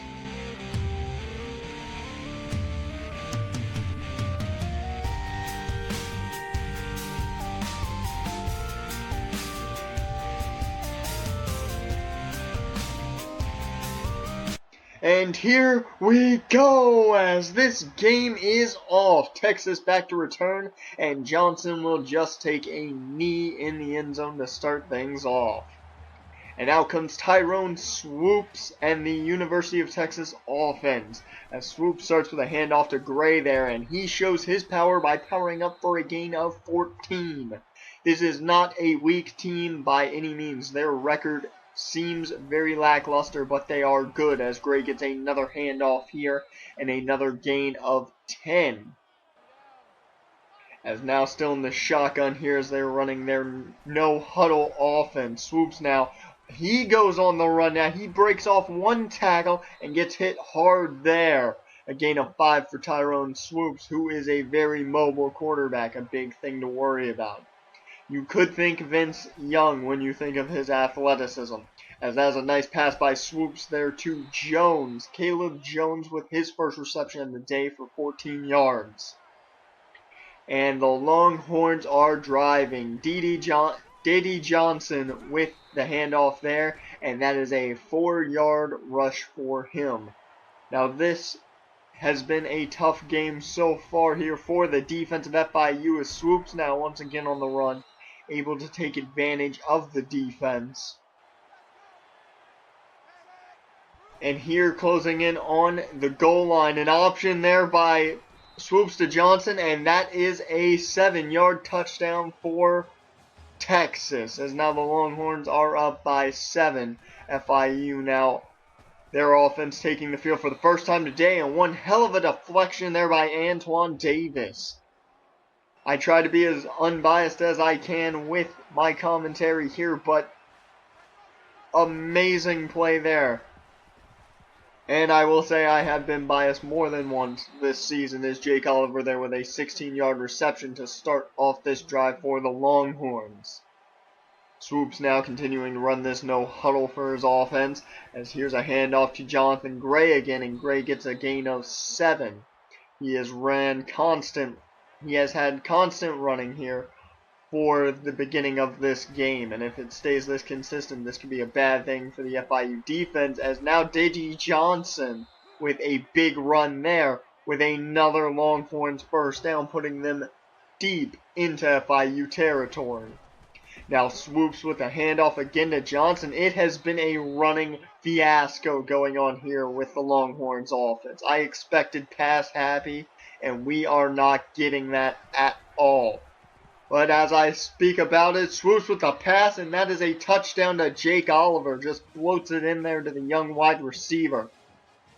So now 14-0 FIU's offense back on the field. This is one of the few times we've seen FIU behind by more than one possession in a game.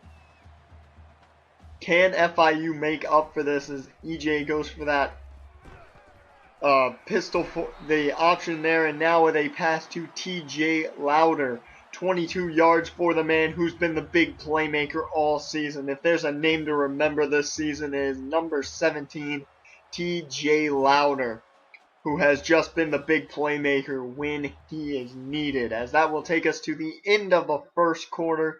Texas up 14-0 over FIU. And welcome to the second quarter of play here as E.J. Hillard starts in the offset I formation, taking the snap. He finds Dominique Rhymes, his number one guy, and that is a 13-yard reception for a Golden Panther first down. Hillard once again in the offset I formation here as it's a handoff to Shane Coleman. The running game now, FIU trying to start. It's been a big running game for the Longhorns already today. Hillard now in the single back formation. He's got 3 wide receivers, and he looks to the sideline. Louder once again is his target. 13 yards there and another first down. Whenever we see Louder on the field, I always expect the ball to go his way, as from the full house formation here. Hillard on the run, and he gets taken down in the backfield for the first sack of the day. Jake Rolson with that one. A nice play by the big end, and that is a loss of 5. As now out of the shotgun here on 3rd and 12, goal line, the end zone has got to be what they're thinking, as a big hit on Hillard. He is lucky that ball was counted as incomplete and not a fumble, as FIU puts up a field goal, and back out is Tyrone Swoops in his offense. Deji Johnson with another handoff, and that is a 6-yard gain there. And now on 2nd and 4, what does the Texas Longhorns do? As Swoops tries to run there, and he goes down hard. Darian Dyson will get credit for that sack, as it looked like everyone in Navy was there. Well, actually, no, never mind. As we see this replay, Dyson was the only one to touch him, and all he did was touch him. Swoops maybe was scared of Dyson as he takes the snap now here out of the shotgun. Swoops just throwing that one away, and Reggie Carter, I miss saying your name only for 1 week of play. Reggie Carter with an interception there. He got a pick 6 2 games ago, and this week he adds to his pick total. The transfer from Auburn has looked great this season. His first year of eligibility here at FIU has been phenomenal. As now the handoff here from the offense to Shane Coleman. And that is a nice start to this drive at 8 yards on that one. And already being deep into Texas territory helps immensely as the handoff to Pat Costello. And you guys know how much I love my full-back runs. Pat Costello able to get in the end zone. But what gets him there is a nice block by Shane Coleman and the young running back Ty Mayo, as you see him pick up a block there that just springs Costello into the end zone. Great play to see that. As now FIU only down by 4, swoops on the run here, and he finds a hole, able to get through, pushes away from one tackle, and that is a 17-yard run for a first down. Swoops, being the athletic quarterback he is the biggest threat on this team in my personal opinion. And he gets another 8-yard run there on that little bit of a scramble. And continuing this no-huddle offense for the Longhorns, is I don't know how McFarland got that open, but he was able to, and that's an easy pass and catch for Swoops and McFarland. As now Swoops taking the snap out of the pistol, and this time he runs right into Darian Dyson that time. Dyson didn't have to try for that one. As now Swoops once again trying to take off. He gets hit again in the backfield. 3rd sack of the day. This one, Darian Dyson. As now once again here, 3rd and 19. It's a little check down to the flats, and Chris Harris will only get 9 yards. Now, Longhorns setting up for a field goal here to end the half on. Will they make it? It's a decent length, kicks up, and it is good. The Longhorns will take a 7-point lead into halftime with that field goal. So that kick will take us into half. I'm sorry, I keep saying Houston. The Texas Longhorns are up 17-10. And welcome to the second half of play, folks, as Shane Coleman is how we're going to start this half off, with a 12-yard rush and a nice first down for your Golden Panthers. In the full house formation here for E.J. Hillard, as the Longhorns were the big powerhouses in the first half. Dominique Rhymes there with an 8-yard reception. They had a dominant running game and were able to put up 17 points, putting FIU behind early. And FIU has come back to get 10, as there's a nice catch by Griner for 9 yards there, but he seems to be shaken up. Hopefully it's not too serious. But FIU has come back to get 10 points here and make this a game, as that is a pick by Colbert, and that is the first interception of the game for E.J. Hillard. We seem to have some live feed issues here. Not exactly sure what's going on, but we did at least get to see that interception there by Colbert.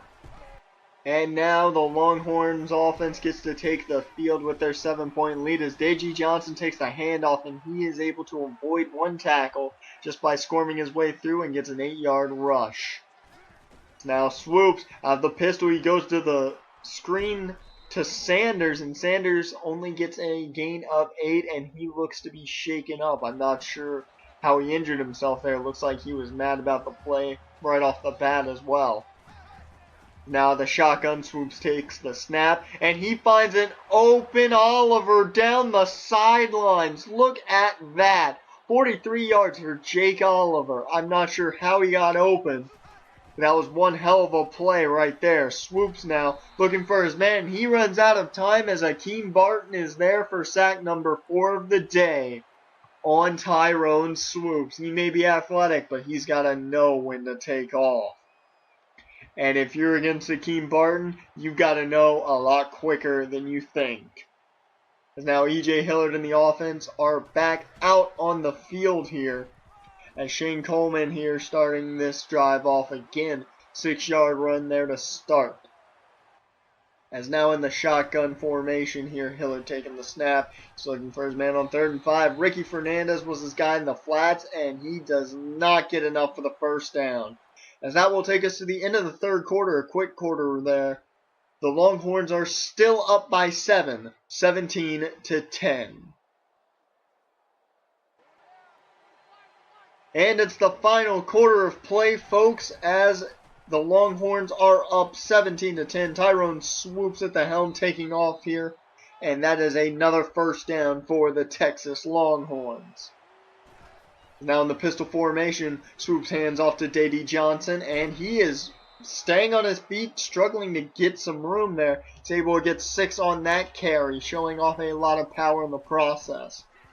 Swoops finds Dady Johnson here on the screen this time around, and that is a big gain of 24 for the Longhorns. And they're going back to that screen, but Xavier Hines was ready for it. I'm sorry, I can't even talk at this point. Pick 6 by Xavier Hines.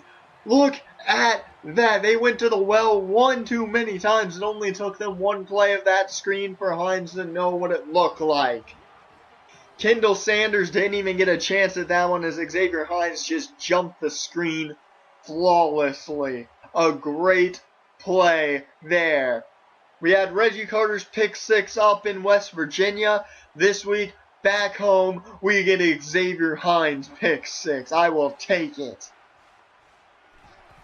It is all tied up now. Tyrone swoops looking for another screen here to Dady Johnson here on 3rd and 16. And that's a big hit there. And Brad McDaniel really put the point into Johnson. As the offense is back on the field here as they didn't need to be for the last touchdown, E.J. Hiller gets 8 yards on his rush there. Both quarterbacks today very athletic, as we all know. The full house formation here, the handoff to Ty Mayo. As he gets just enough for the first down, they will give him exactly what he needs to get that first down there. Once again from the full house, this one's a handoff to Shane Coleman. He finds room to run through. That is a gain of about 13 and a first down for the Golden Panthers. This game seems to be taking a turn here for FIU. Can they complete the comeback? As Dominique Grimes, what a catch, and he always does it, falls just a little short of the touchdown. 25 yards on that pass. And look at this catch. I did not think that ball was going to be caught, but just able to get space enough to catch that ball from Grimes. That is why he is the #1 guy on this offense. As Hillard running his patented play, and Jonathan Pavlov, we have not called his name in forever. And that will be the comeback complete for FIU. Down 17-10 at the start of this quarter, tied it up with a pick 6, and have taken the lead 24-17. The Longhorns now, with about a minute and a half remaining, have to drive the ball, and that deep throw will not get it done there. 4th and 8, possibly the game on the line here for Tyrone Swoops and company. And that is a drop by Dady Johnson, and call this game over if you ask me. Dady Johnson just drops what could have been a possible first down for the Longhorns, and that is the dagger as FIU will defeat the Texas Longhorns in a 4th quarter comeback. I can't believe it. I honestly was questioning if they could really come back and win that game, but they are able to do it. E.J. Hiller and company on the offensive side of the ball finish the comeback that was started by the Xavier Hines pick 6, and will take one more win going into the bowl season, as that is huge, and not to mention getting it over the University of Texas, who has been known as a huge powerhouse for years in the Big 12. And if you ask me this season, I think that FIU has proven they deserve to play with the big boys in this division. Just go look back at OK State games, this game, and the Oklahoma game.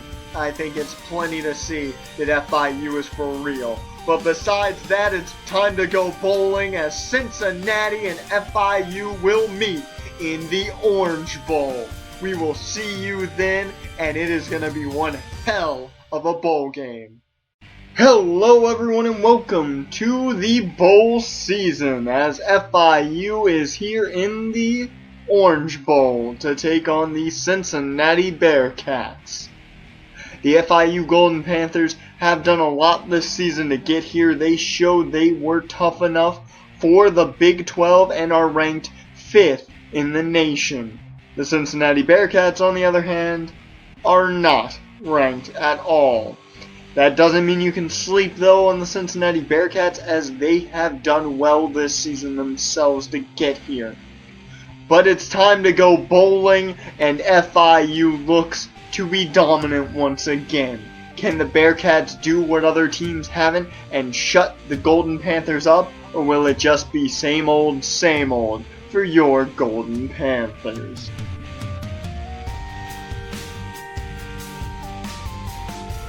And we are off here at the Orange Bowl, as DeAndre Jasper, as normal, is back to return this kick, and he will take it up just past the 40-yard line.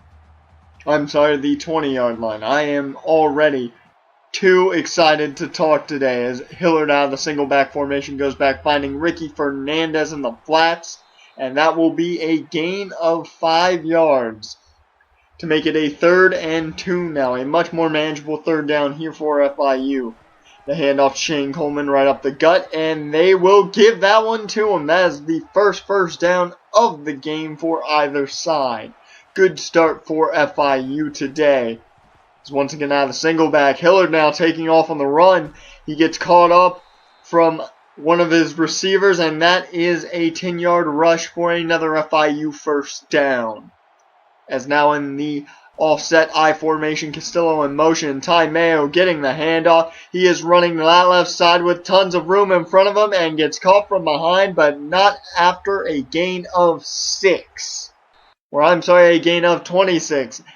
As you can see, the excitement is getting to me already for this bowl game. 26 yards by Ty Mayo, and a huge play for the young running back. As I've been told, we may have some issues with the live feed today. I will try and keep you posted as much as possible on that. As now out of the shotgun, we seem to have a strange feed situation there, and we're not able to see the play. But Dominique Rhymes here on this play gets a first down, and I think they should have given him the touchdown there, as once again we're having live feed issues here, seeing Shane Coleman apparently in the end zone. And I'm guessing that's an FIU touchdown, as Shane Coleman, I take it, gets the touchdown. Now Cincinnati's ball here to start their first offensive drive. They have Tyon Green there at running back, who gets a gain of 7 right off the bat. Now Gunnar Kyle at quarterback, trying to make moves any way possible, and that's a run that goes only for a gain of 4 and not enough for the first down, as that will lead to the FIU offense being put right back on the field. Hillard now out of the shotgun finds Dominique Grimes again. He breaks off one tackle, tries to juke out of the way, unable to, but a big 35-yard gain for the senior receiver playing his last game in an FIU uniform. And I will say, as the commentator for this great team, I'm going to miss him possibly the most out of everybody. As that will take us to the end of the first quarter. FIU is up 7-0. And we have already experienced some difficulties. As now out of the shotgun here to start the second quarter. Shane Coleman takes the ball up for a gain of 5 and another Golden Panther first down. Hillard now in the single back formation here on first down. He drops back, looking once again to Dominique Grimes, and he goes out of bounds after a gain of 14. Another nice play. Dominique Grimes having a great game so far. Hillard now dropping back, and he was looking for Grimes again, and that one is picked off by Jones, the free safety. That is the first turnover of the game. Andre Jones with the interception, and it was really nice too. He just came up and was able to make the play. I will say that is very nice on Cincinnati's part, but now they have to make something out of it. As once again we're experiencing more technical issues here, which I'm not sure why we hadn't gotten this fixed earlier in the season. It's just been going on constantly this season. It's been a pain for everyone involved. And now Gunnar Kyle and company are out on the offense here. Quick 3rd and 10 for Cincinnati. Kyle with plenty of time. He finds more, and that is a 12-yard gain and a Cincinnati Bearcat first down. Is now running this no-huddle offense in the shotgun. Kyle goes to Harrison, and he gets a nice chunk of yards there, a gain of 19 to be more precise. Javon Harrison, 19 yards on that pass. Now another 1st and 10 here for the Bearcats. Kyle now taking the ball off the option, and that is a gain of 8. He doesn't have getaway speed, but he has good speed at that, so he is a threat. Not as much as a man like J.W. Walsh from Oklahoma State. As the pitch out to Alonzo there, and he stumbles up for a 10-yard gain. Shaquem Alonzo getting in part with this running option game. It's now the handoff to Tyon Green, trying to squirm his way through the defense, and that is a gain of 7 to make it a much more manageable 3rd down. 3rd and 5 out of the shotgun for Cincinnati. Kyle takes the snap, and what a play there. Beautiful play by the linebacking core to just deflect that ball away as the Bearcats are out here on 4th and 5, and down goes Gunner Kyle. He is taken down hard there. As that, I believe, is one man and one man only, Ross Livingston, with the sack on that one. E.J. Hillard now out of the shotgun himself. He goes right back to his number 1 guy, senior receiver Dominique Grimes, as that reception will break the record for receiving yards in a season here at FIU. Great career by Dominique Grimes and a great season, as that will take us to the half. FIU is up 14-0. They somehow scored. I'm guessing we did not see that. And now Gunner Kyle and company back on offense, hoping to get something going here. As Tyon Green gets a gain of 4 here on that run, putting them up to another manageable 3rd and 3.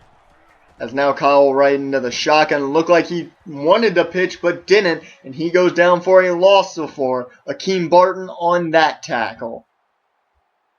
As this team defensively has been dominant all season long. As now the offense comes back out, E.J. Hillard in the shotgun, setting up the screen, and Shane Coleman is the target as he jukes out a guy a little bit there, it looks like. And an 18-yard screen will end in a 1st down for FIU. Now Hillard out of the pistol formation, takes it on the option, breaks 1 tackle, shoving off a defender, and gets a gain of 12. That will put FIU over 100 yards rushing today. As now the offset I formation, Castillo in motion, and Mayo once again taking the handoff. That is a gain of 4 for the young running back. That is the same play where he got his 26-yard run earlier today. Now the single back formation and another handoff to Mayo. He gets a gain of 5 there, and a very manageable 3rd down will follow suit.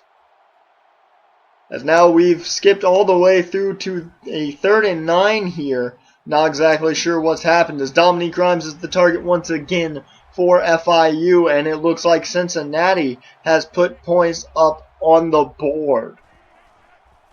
So this is a much closer game now than it was just a couple seconds ago, as Andre Jones once again is there with a pick, his 2nd interception of the day. It looks like EJ has thrown a 3rd interception actually here. We didn't get to see the 2nd because of live issues, but 3 interceptions now for EJ, as Cincinnati now has a chance to tie up this ball game as Gunner Kyle runs for a gain of 3 there.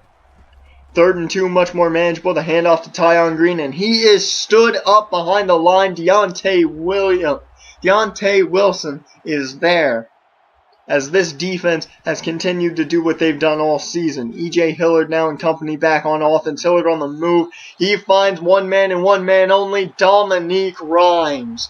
142 on the day on 7 receptions, and he even has a touchdown that we sadly did not get to see. Dominique Grimes, folks, is leaving FIU with a great game, as that is all we're able to see. The live feed issues have taken over, and the play of the game is the touchdown for Dominique Grimes that we were unable to see until now. Great way to end his career here with FIU with another Orange Bowl Another bowl game victory, this one in the Orange Bowl. FIU played their hearts out, get another big victory, close at that. And your winners, FIU 14-7 over Cincinnati. And now out of commentary here, guys, I just want to say that I'm sorry for all the issues here with the live, with the footage and all that, but we will have the off-season live stream this week, Friday to be exact, and it will probably take place around noon when I like to do it. And with this being summer, I hope to see all of you there. There will be a video saying once again tomorrow when the live stream's happening, or Friday before the live stream. So hopefully you all show up to that there on twitch.tv/cyberdarkwolf. Hope to see you guys there. And all you're looking at is black screen right now. So the video's over. See you guys.